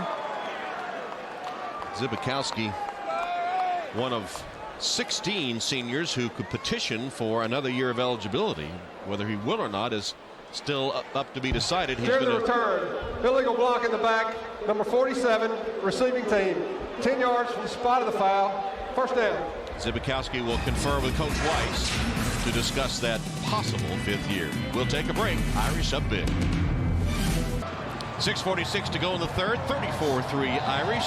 Notre Dame sputtered at the start, an interception and a punt on their first 2 possessions. Since then, 5 touchdowns in 5 possessions. I think Charlie will take him out this series, so Brady Quinn get a nice round of applause. Well, he's still on there now. He wants to squeeze one more touchdown out of him, maybe. Hand off to Darius Walker. Walker pounded at the 15-yard line after a short gain on the play. And speaking of Brady Quinn, his parents, as always, are here. And Lewis is with his mom, Robin. All right, Tom. Well, we've heard Brady tell us the stories about all the tough love he got from Coach Weiss throughout the season, helped him progress. What about all that tough love he got at home growing up? We understand you were pretty hard on him. What was it like growing up with Brady? Well, actually, it was more like in baseball that I think we started being a little bit tough on Brady, because football always was kind of fun for our family. But I think we did kind of give him a lot of pressure, and he always played leading roles like pitcher, shortstop, catcher. So I think that it's from baseball, and then it flowed into football, being a quarterback from, what, 9 or 10 on. Right. So I think we pretty much always kind of, everything that would go wrong. Come on, Brady, come on, Brady. We were just always, telling him to stand up there and, do his best. So. Now, I bet a lot of families in America want to know this. How does a family prepare for what's about to happen to Brady? He's going to be a #1 draft pick, possibly lots of money, attention. How does a family get ready for that? Well, I think that basically how we've prepared him this year is that we've just kind of taken one step at a time. We're really trying to just let him embrace his senior year at Notre Dame academically, through the football, with his team and his coaches and his friends that he's made here in 4 years. And we've really kind of backed off everybody to not bother, as far as doing, like different things. So I think that it's just been nice to let Brady just relax and enjoy, and we'll get that next step and the next step. Well, if you can, try to relax and enjoy this final game. Thanks for letting us boogie for 4 years. All right. Okay, Tom. All right, Lewis, and while you were talking to Robin, almost disaster for Brady as Victor Eugeni knocked the ball free, but Brady was able to fall on it. Then he hits a 10-yard gain on the screen pass to Walker, forced out by Jordan Murray. Tom, I don't know, she may have been tough on him, but I'll say one thing about it. They did a pretty good job of raising Brady Quinn, because I think he is as good a person off the field as he is. I'll echo that, Pat, and we've talked to him for 4 years now, and there's not a bigger class act. Yeah. Among players that we've ever encountered. So they're going to go for it on 4th down and a yard, and they have the pounder, James Aldridge, in at running back. Also, Brady Quinn could sneak it. They're going to hand to Aldridge. He's hit and dropped short of the first down. What a defensive play by Carson Williams, who's been the defensive star of the game for the Black Knights today. Not only did he tackle him, he knocked him backward. He lost yardage. Perfect read by Carson Williams, the middle linebacker, right in the hole. And a form tackle, as you said, driving him backwards. Perfect. Yeah, right back here again is Schroed, who's played so well from sideline to sideline, even in the passing game. Big hole, but it's closed very quickly by Carson Schroed. Well, the defense really has played pretty well today against the high-powered Irish offense. So you wouldn't know it with 34 points on the board, but they've had their moments. It's been the offense that's really struggled. Draw play. McMahon gets maybe a yard. Crum and Landry. They've tried the center of the Notre Dame defense a lot, and Landry has had one of his better games. Yeah, Triple Laws, Landry, and Maurice Crum say no thank you, not in here. The Cadets have not had a 100-yard rusher this year, but this is the most stout defense they've faced, certainly inside, when you think of Laws and Landry, Maurice Crum, and Dukeway and Zibikowski, who play down the middle.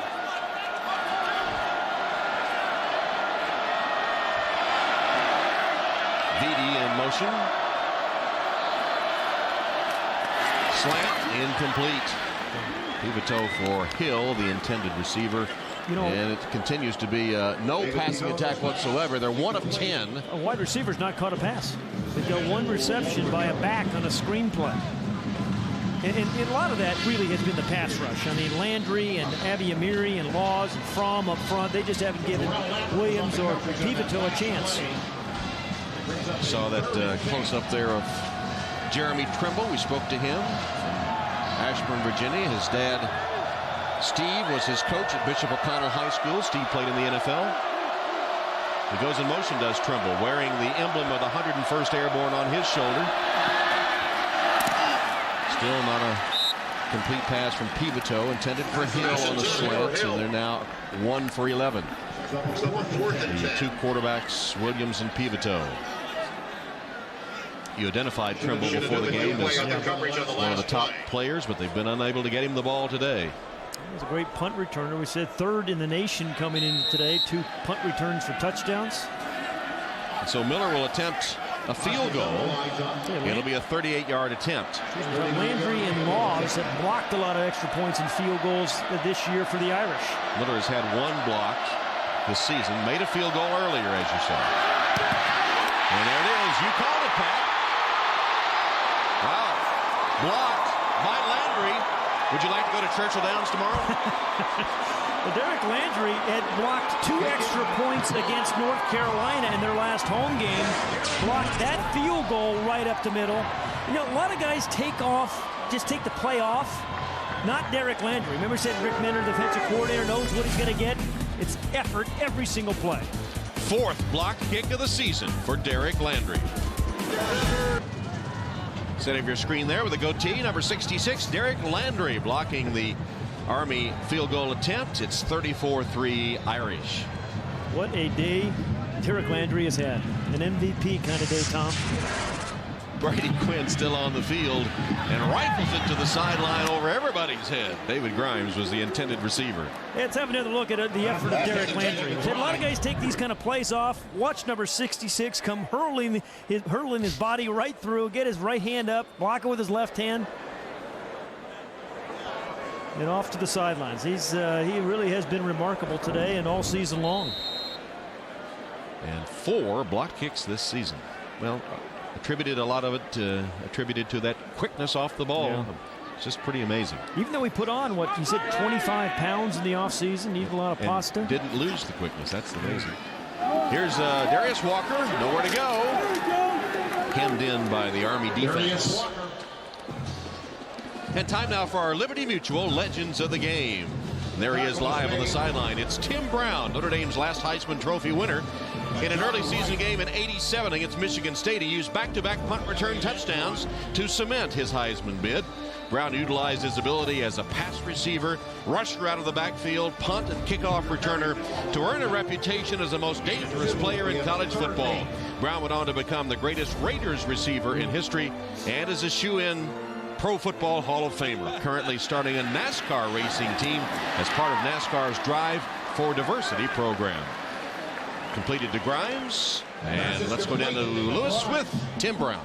All right, Tom, thanks a lot. Well, Tim Brown had a view of the monitor, and he saw that video. That took you back. Did it tell me what you saw there? Tell you what, man, it makes you think that you can still do it, man. I have to shake that off, man. Realize I got this gray hair in my head, and I can't do it anymore. What do you remember about that 1987 season that led you to that magical run in the Heisman? Well, you know, we were so focused on bringing the university back. We had a subpar year the year before, and we wanted to come out and have a good year.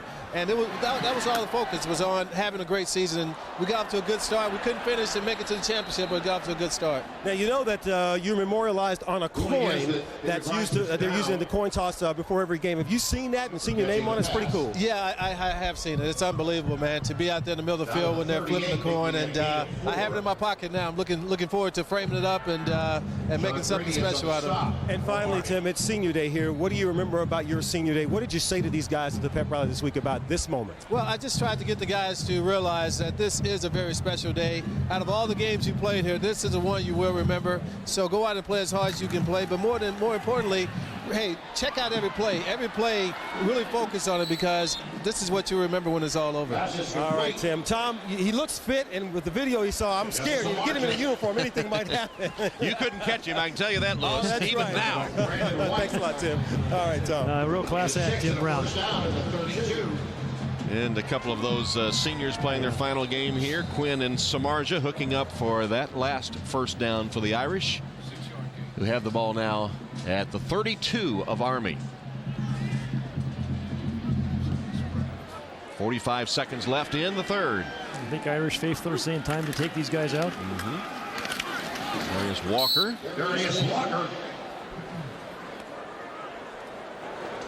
Another productive day by Darius Walker, receiver, runner, blocker, leader. You know, his kind of work ethic and tempo really set the way for the younger players that come after him. James Aldridge, you mentioned, and Munir Prince. His family here as always. His dad Jimmy. They live here in town, and Darius walks over some home cooking by his mom. Oh, he likes that pot roast and mashed potatoes with gravy. We have to get our cook, John Gonzalez, to whip up some of that. That'll bring the third quarter to a close. And the third quarter ends with the Irish up 34-3 on Army. Back to Notre Dame Stadium after these messages from your local NBC station. You're watching Notre Dame football, brought to you by Sirius Satellite Radio. Quarter with the Irish tradition, the playing of Peter Elliott Tchaikovsky's 1812 Overture. Fitting that Army would be here to hear it, since it was written to commemorate the Russians' victory over Napoleon at the gates of Moscow.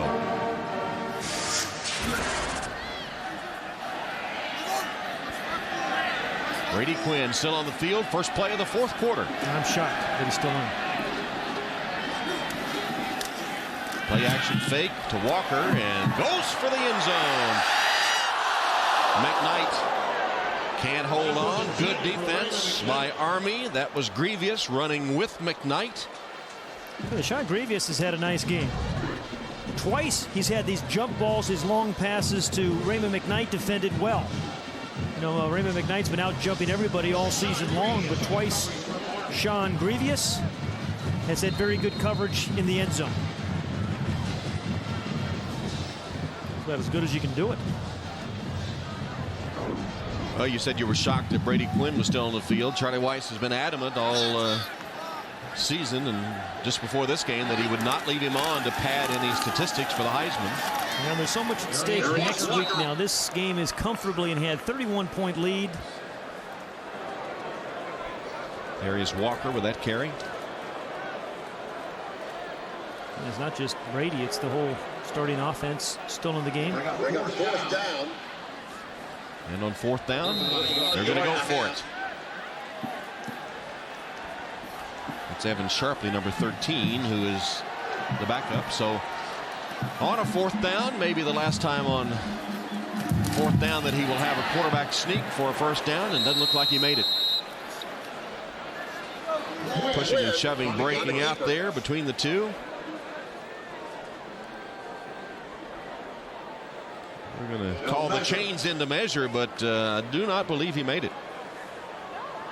He's been pretty good all year long on that short yardage plays, although they missed, remember, fourth and short against UCLA, and their defense stiffened, and they got that one last series back to save the season. Yeah, after they failed on that fourth down quarterback sneak, it looked like the game was going to be over. UCLA was going to win, but and it is indeed short of the first down, and Army will take over. Brady Quinn shakes his head as he leaves the field. Did he leave it for the final time at home? We'll find out. Irish on their way to their 9th victory of the season. Notre Dame Army presented by Sirius Satellite Radio. Or 10th victory of the season, I should say. They already have 9-1. That's right. First and 10, Army, 23, taking over on down. So Army takes over on downs, triple option play, and against the first option, Mike Vitti on the handoff. And Brady Quinn, has he gone to the sideline for the final time after being stopped? And here's the evolution of a great athlete through his early years, Dublin, Ohio. Still has that look on his face. You know, in Dublin, Ohio, you go to Ozzy's barbershop and get a Brady cut for $12. I hope it's not that one. No, you have to pay $14 for that one. The Brady cut in Dublin, Ohio. Slant pass intercepted by Mike Richardson. His second of the game as it bounced off Trimble, and Richardson with a diving stab. His second pickoff of the game, going out in style in his final home appearance. You know, and Mike Richardson has really had to overcome some adversity here. First, recruited by Ty Willingham at Stanford, was on his way to Stanford. Ty Willingham comes there, he follows him here. Didn't play much, then was criticized for being burned, but boy, has he played well this season. One more series, I think, for Brady Quinn. He's back on the field. One more try, Coach. Didn't want to end it being stuffed on 4th down. That's right. Still don't think it's the right play. I have on the bench. Just not very sentimental. Yes. Yeah, still some football to be played. How about ending it with a score as he throws underneath to McKnight. McKnight had scored on his 2 previous possessions of the game. That one 18 yards. Another thing, Brady Quinn this year has seemed to move, throw the ball up better on the move this year, moved well in the pocket, better than he has his 3 previous years, and eyes always downfield. Just got every kind of throw. John Munford, the defensive coordinator for the Cadets, told us this week, I said, I've been coaching 26 years, haven't seen anybody better ever. Samardzija, tackled by John Laird. Well, we saw the young Brady Quinn growing up in Ohio, and what about the current cover boy?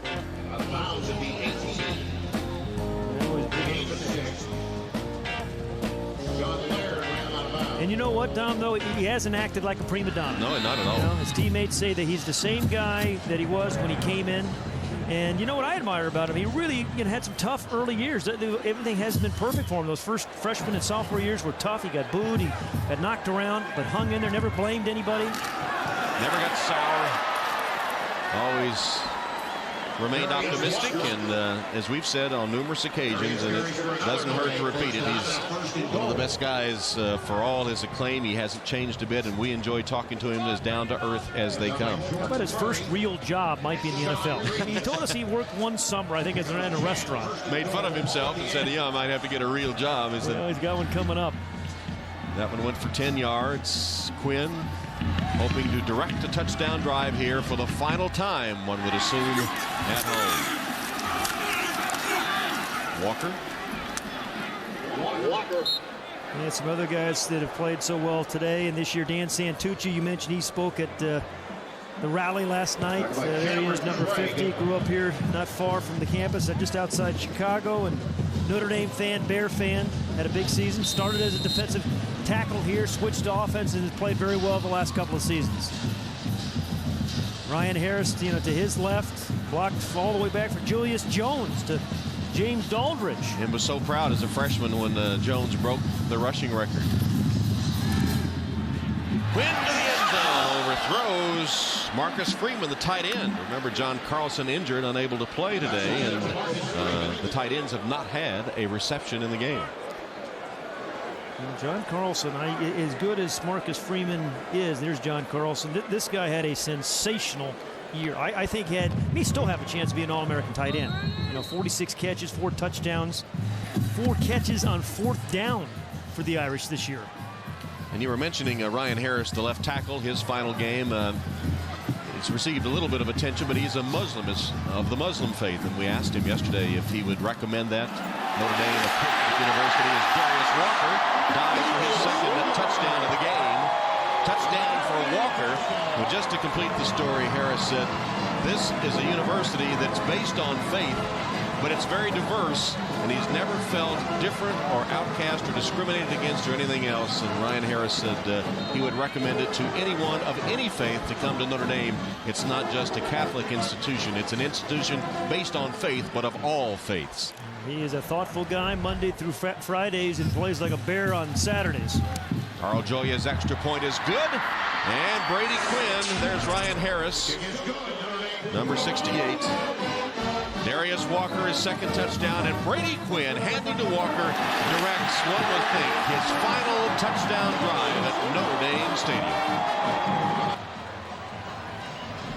Notre Dame football is brought to you by Chevrolet, America's brand, Chevy, an American revolution. By Xerox, helping your business grow with technology, document management, and consulting services. By Comcast. Watch more high-def movies with HD from Comcast, where HD movies live. And by Warner Brothers' new motion picture, We Are Marshall, in theaters Friday. Bobby Rankus will kick off as the Irish increase their lead to 41-3. Notre Dame has had 5 trips to the red zone today and come away with 5 touchdowns. That's another remarkable thing about their season, how efficient they are in the scoring area.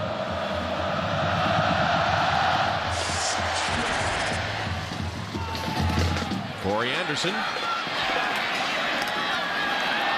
Anderson just tripped up. Myrinkus, the man who kicked off, or it was going to be a touchdown. He's done a great job of returning kicks all day for the Black Knights. Well, Darius.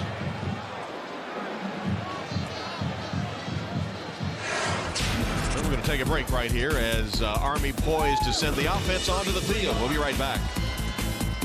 But then brought in the second defense, so the starting defense would get a little round of applause. And indeed they did, and they deserved it. Probably do the same thing with his offense. Next series is my guess. Let him have a curtain call. Yeah. There's a great story. Travis Lightgo. Talk about him in a few moments. Dwight Stevenson Jr. getting some playing time on the defensive line. Jeremy Trimble on only the second completed pass of the game by Army. Let's go back to Travis Lyko, number 91 for the Irish, playing defensive tackle now. He left school a year ago, had some academic difficulties, went home to take care of both of his parents, his mom Janice, his dad Mike, both suffering from cancer. Went home, cleaned the house, shopped for them, took care of his mom, changed bandages, and as his mom said, really gave us hope. Happy to report they're both recovering. He's back in school, re-earned his scholarship.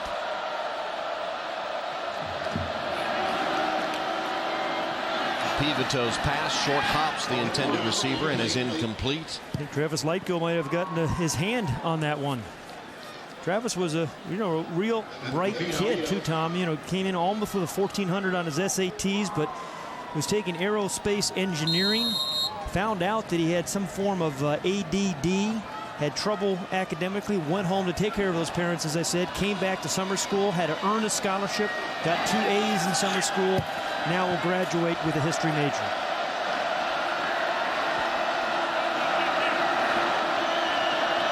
Third down. That's Moore. Looks like he has the first down. 20 Moore, the ball carrier.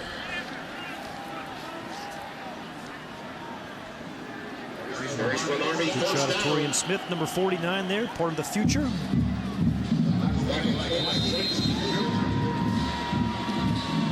And you see the yellow line, today's 1st and 10 line, brought to you by Xerox.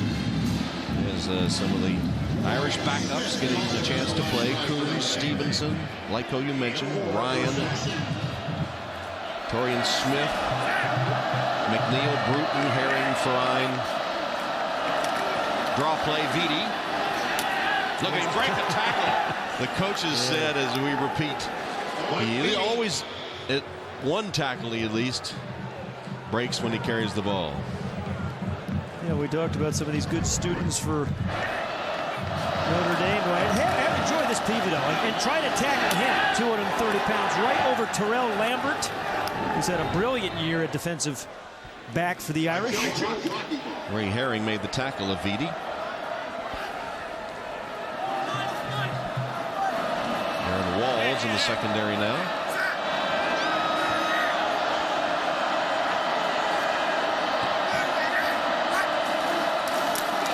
Draw play, McMahon.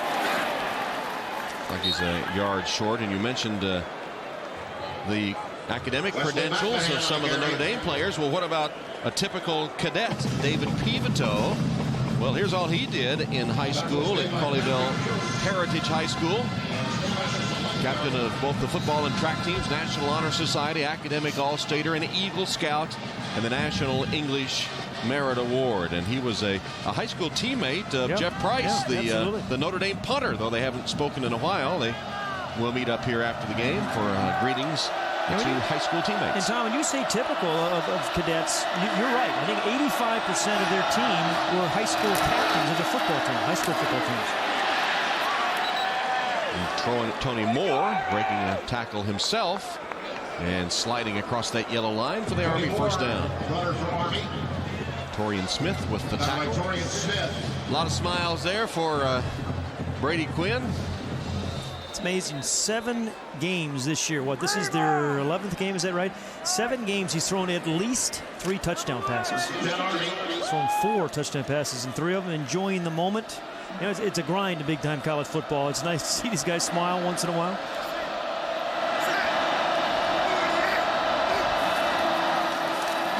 Pivot on the slant completes the pass to his tight end Larson.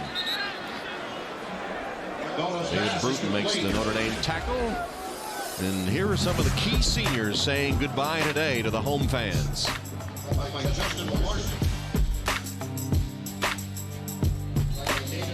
Two of the top receivers in Notre Dame history, Samardzija and McKnight. Abby Amiri, 10 sacks on the season.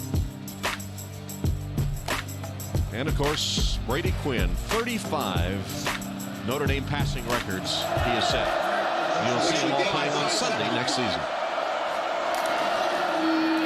Swing pass complete to Trimble. Trimble makes a nice move and gets to the outside, finally forced out of bounds by Bruton. So we said there are 36 seniors counting walk-ons overall, but there are 16 that could petition for an extra year. These are the ones that we know will be saying farewell today. Some pretty good football players there, right? Led by Brady Quinn, but Samardzija, of course, Abby Amiri. Landry, who's been sensational.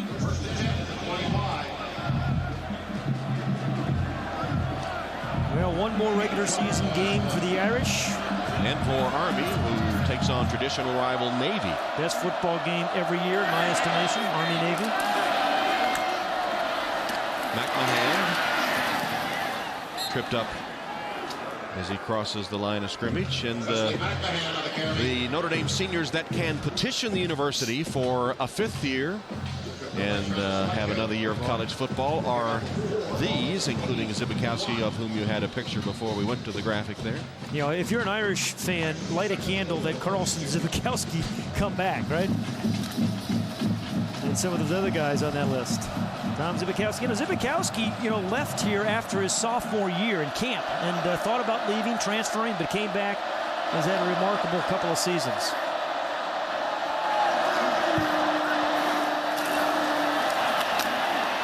Screen pass, incomplete, intended for Moore.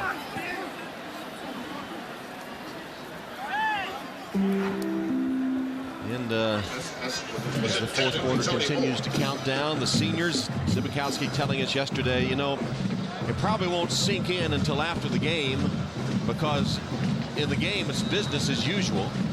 But it'll begin about now, as he's there with Fromm and with Landry. It'll begin to sink in about now, and they'll take a victory lap after the game. They'll stand for the alma mater, and then it'll hit them. Of course, it'll be a big game next week, and they'll begin to think about that. Still with a chance, if things break right, to play for the national championship. Trimble on the slant from Pivot. McNeil makes the Notre Dame tackle, 12-yard gain. Jeremy Trimble, really another one of those guys that has a shot of playing in the NFL. Jeremy Trimble, either as a punt returner, special teams type, as receivers, got some good size. He's got 46 passes on this season. You know, Tom, one of the things we went to Army, these guys, they have a lot of things going on in their lives, but they want to be thought of, at least when we're talking, as football players. And they've got some pretty good ones, including Jeremy Trimble. Pivot keeps it on the option, the triple option, and falls down. And so many stories for Army, too, that great stories of these men who have dedicated their lives to their country. They have a 5-year commitment after they graduate from West Point. We talked to Walter Hill the other day, who, along with Trimble, is a pretty good receiving tandem. Hill is the second leading receiver, though he's been shut out today. But his mom, October of last year, his mom Barbara passed away with cancer, and he wears a shirt under his uniform, a t-shirt with her name on it, and that he'll never forget. So many stories from the Army players as well.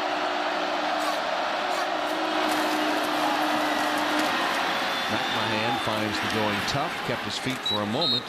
and then taken down. And Tom, this is a special group of cadets, all the guys and men and women who go to the academies these days, because the looming likelihood of combat, this post 2001 or 9/11 world we live in, and knowing what lies ahead.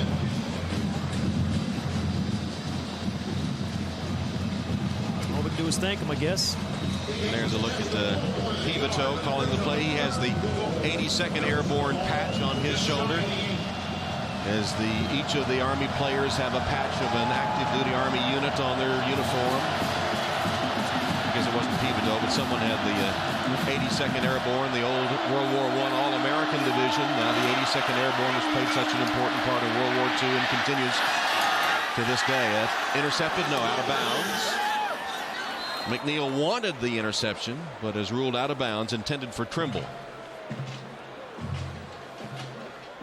Offside against Notre Dame. And for Bobby Ross, who came out of retirement to take this job. Offside. Defense, number 8, half the distance. Still third down. McNeil was offside. Bobby Ross, who came out of retirement to take the Army job, and there were some disadvantages he wasn't aware of. He knew it was going to be a tough situation, but the players have to go through so much. They come out as high schoolers and go to Beast Barracks, and then they're not allowed to go home even until Thanksgiving time, roughly, and they go through such tough military training that it impacts their football, their lifting, their conditioning. They lose weight, a lot of it, which isn't good. And then the second year, they go to Camp Buckner on the post and live in the woods for months, which again impacts how they train as football players. And Coach Ross hopes to get some sort of easing of those things to at least allow some off-season conditioning and other things that most colleges are able to have. VD ridden down at the 5-yard line by David Bruton. Well, Bobby Ross talked to us as well about how he grew up, a loving Army. His father, Leonard, had to turn down a commission to West Point during the Depression. He's had to work and earn some money. He couldn't go to West Point, very disappointed. And Bobby himself, a graduate of Virginia Military Institute, and coached at the Citadel, also a military institution. And a son who graduated from Air Force and a son who graduated from the Naval Academy. Bobby Ross himself was on active duty in Germany with the U.S. Army. 4th down, and Army's going to go for it. 4th down, 5-yard line.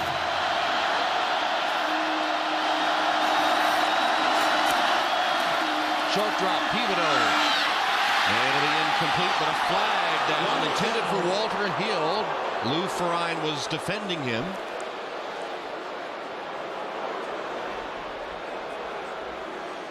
It is pass interference against Notre Dame. But Bobby Ross, one of the most respected men in the coaching business, not only an astute coach who's won a national championship. Number 15 on the defense. By rule, the ball will be placed at the 2-yard line. Automatic first down. Ferrine with the interference call. Here it is. Hands on him and sort of shoves him aside and is called for the interference with the ball in the air.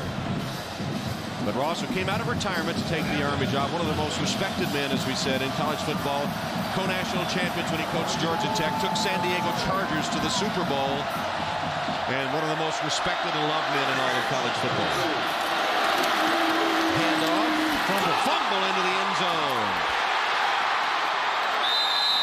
Tony Moore couldn't hold on, fumbles out of the end zone for the touchback, and Notre Dame has held and will take over. And just to complete the thoughts about Bobby Ross, his son Kevin Ross is his offensive coordinator. You'll see the fumble here, but he said he and his son Kevin are best of friends, consult each other all the time. That drive goes awry for Army, but what can sometimes be a tough situation, witness Jeff Bowden and Bobby Bowden. The Rosses so far have handled well, despite the fact that some fans have voiced a little displeasure. The big question mark now for Bobby Ross is, will he be back next season of his own choice?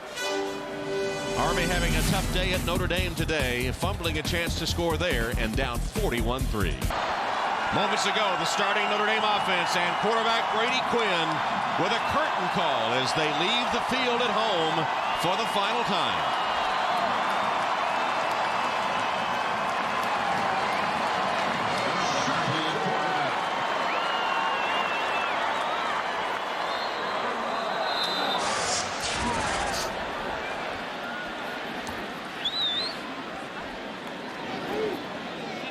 Check out the flag. Prior to the snap, false start. 55, offense, 5 yards, still first down. You know, Tom, we said at the very top of the show, if you look at the body of his work, those 4 years of work of his, it's just been absolutely spectacular. The last 2 years, as good as it gets. And as good a man off the field as on, as we've said on numerous occasions. And in the Heisman hunt, it's going to be interesting to see how that turns out. And I don't think he's at all concerned about it, is he? Doesn't appear to be anyway. He just wants to win some games, hoping to go to Los Angeles and win a big one next week. And if things break right, if things go just right, maybe play for the national championship. John Lyons got the call there. John Lyons, the carry, the senior from Sioux Falls, South Dakota, getting a little playing time from Coach Weiss, his way of saying thank you to all these seniors who have worked so hard and gotten very little glory. A chance to wear the green jerseys today, a chance to play on Notre Dame Stadium with a Rudy-esque farewell in the final home game. I think they let the seniors keep those green jerseys, take them home. I would. Yeah. Lyons again, nice run. Well, John Lyons is a walk-on. I mean, we talked to Darius Walker yesterday about John Lyons. Remember, he said, you know, what about those guys that play on your walk? He said he had such respect for these guys who come out, don't get a scholarship, work just as hard as we do. Don't get their moment. They run against their first team defense every single day in practice. Give them a good look. And believe me, the scholarship guys have a great deal of admiration for guys like John Lyons. The Irish will go to 10-1 with a date with USC next week for the final game of the season. A bowl game of some sort. Ashley McConnell fumbles the football, and Army picks it up. Victor Eugenie.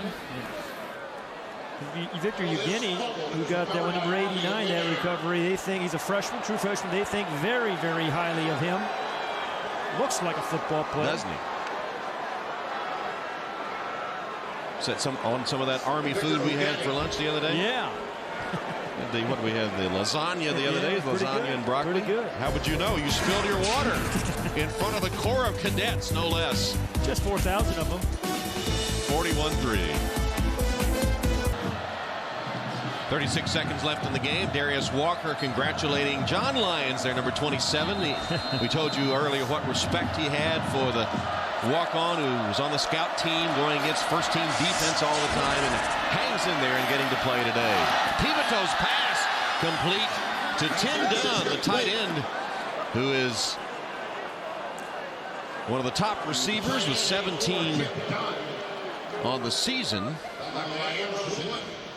with his first of the day. So the last win for the Irish in the green jerseys was that long ago, 1985 against USC, when they beat the Trojans 37-3.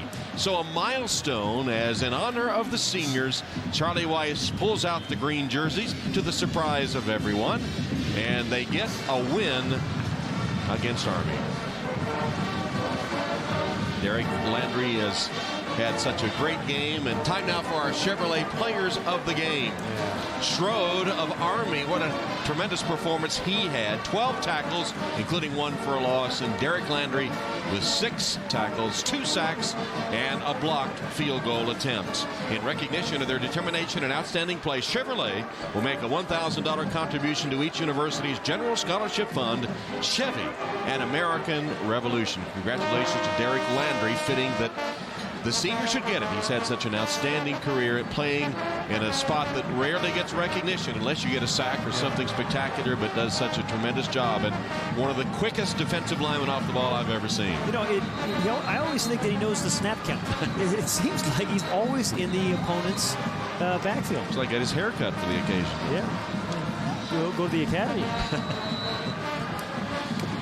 And Army, they were all to a man looking forward to coming to play before 80,000 and to play at Notre Dame Stadium. More than almost any of the opponents we've talked to all season, they appreciated the tradition of Notre Dame because, you know, after all, West Point has as grand a tradition, both militarily and athletically, as any institution in the country. So they appreciated it. And while it has not been a very pleasant experience, I think as they look back on it later in their lives, they will be able to say, we played at Notre Dame Stadium. Corey Anderson catches that pass. and timeout Army. And after all, would you expect Army to quit? Of course they're going to call Absolutely, timeout. I love it. You know what?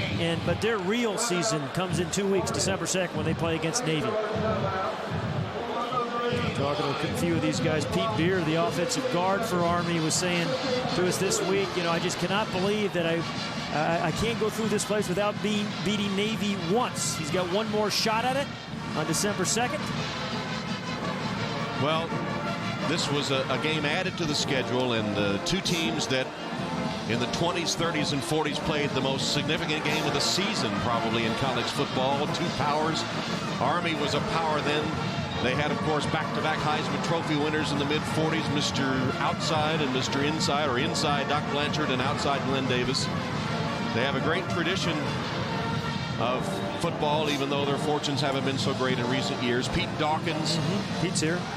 He's here. So they have 3 Heisman Trophy winners. Notre Dame has 7.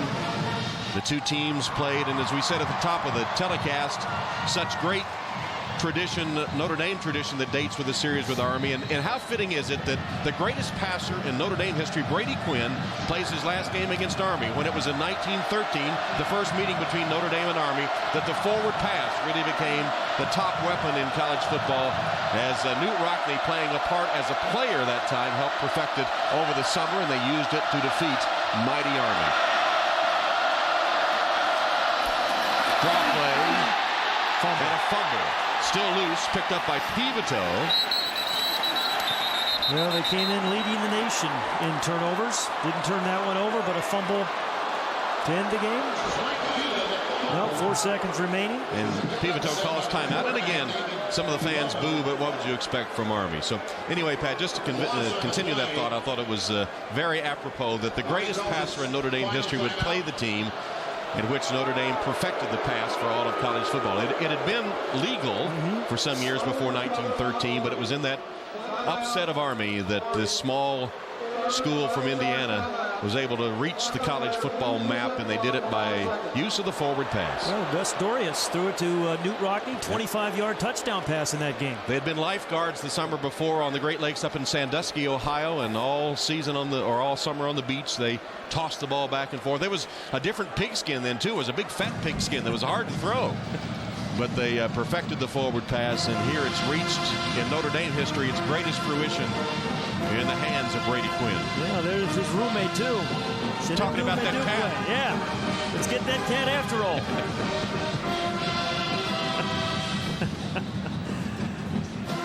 Yeah, they've known each other since 7th grade. Been best pals and roommates here for the last couple of years. Don't know where they'll be next year, but they'll be playing. And who knows, if Ndukwe's brother hadn't been a Notre Dame student and his dad hadn't driven the two of them down here to watch some Notre Dame games, he might have wound up someplace else. Maybe Ohio State. Barring penalty, the final play of the game. Pivito for the end zone. One-handed catch by Tim Dunn for the touchdown. And how nice is that? Dunn has 2 brothers associated with this Army football team. One a manager who served as the ball boy today, and one a backup quarterback. Well, you said they never quit. Thank goodness the Army never quits. Good route by Tim Dunn, who's had a big year. What a catch. Second leading pass receiver. That was a pretty good catch. Looked like John Carlson of Notre Dame a couple weeks ago when we saw him. So a family affair. The Dunn family can celebrate that on the final play of the game. So the final score in Notre Dame 41 and Army 9. You've been watching Notre Dame football presented by Sirius Satellite Radio. And now it's time for the Vonnie Notre Dame post-game report. Well, I thought you had to kick the extra point, Tom. Well, of course, it's I've never seen a moot point, but let's go down to Lewis. He has Coach Weiss. All right, Tom, thanks a lot. Well, Coach, you got your team to 10-1. How do you use this win to propel you to the big game against USC next week? Well, it's good to get by this game right now. You got by it relatively injury-free, which is a good thing. And now we got our work cut out for us. We know what we have to do. We know how good USC is, and we're going out there to give it our best shot. I know that you have more games left, but this is the last time these fans will see these seniors and Brady Quinn. How hard will it be to say goodbye to guys like them? Well, I think we try to do everything we could to make sure they got a chance to share in the spotlight with their fans today, their family and friends, and they're going to be dearly missed. But, you know, we got 2 more games yet. So this is the last time for them here, but I think that everyone knows they got 2 more big ones left to go. All right, Charlie, thanks a lot. Thanks for everything this season. All right, thank you. Okay, Tom? All right, Lewis, and now the tradition that was begun last year when Navy played here at Notre Dame Stadium. Coach Weiss has his team over to join the cadets as the Army Band plays the U.S. Military Academy alma mater.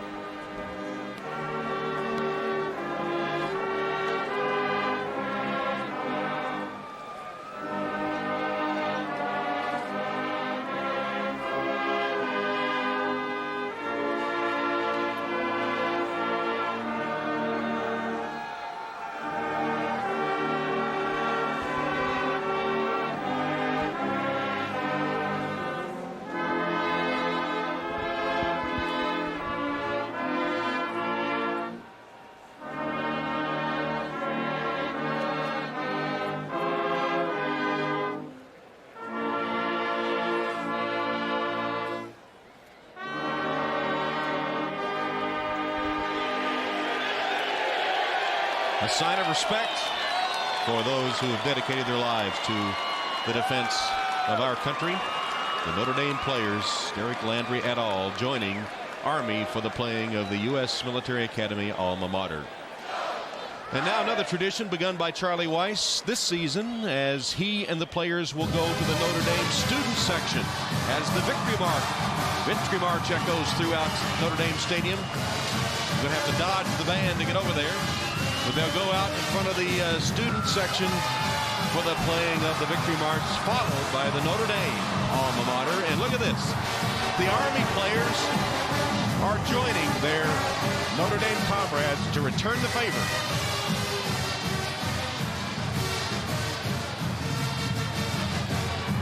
Sometimes, Pat, sport becomes too excessive. It becomes too much. It's over the top, but moments like this you realize that sport can be uplifting as the mutual respect shown by these 2 teams who just played what was a blowout game, and yet the respect that Notre Dame had for Army, saluting them, standing at attention for their alma mater, and now Army returning the favor as a sign of respect to join them for the playing of the Notre Dame alma mater.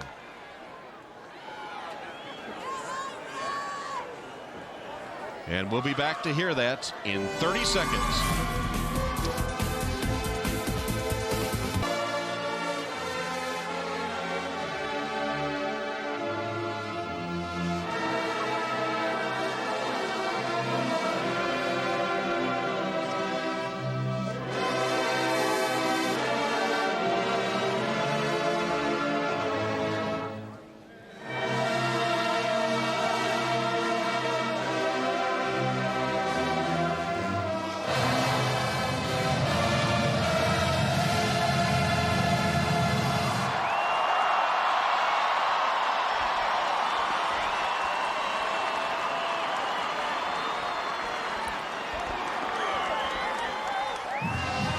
And the victory march.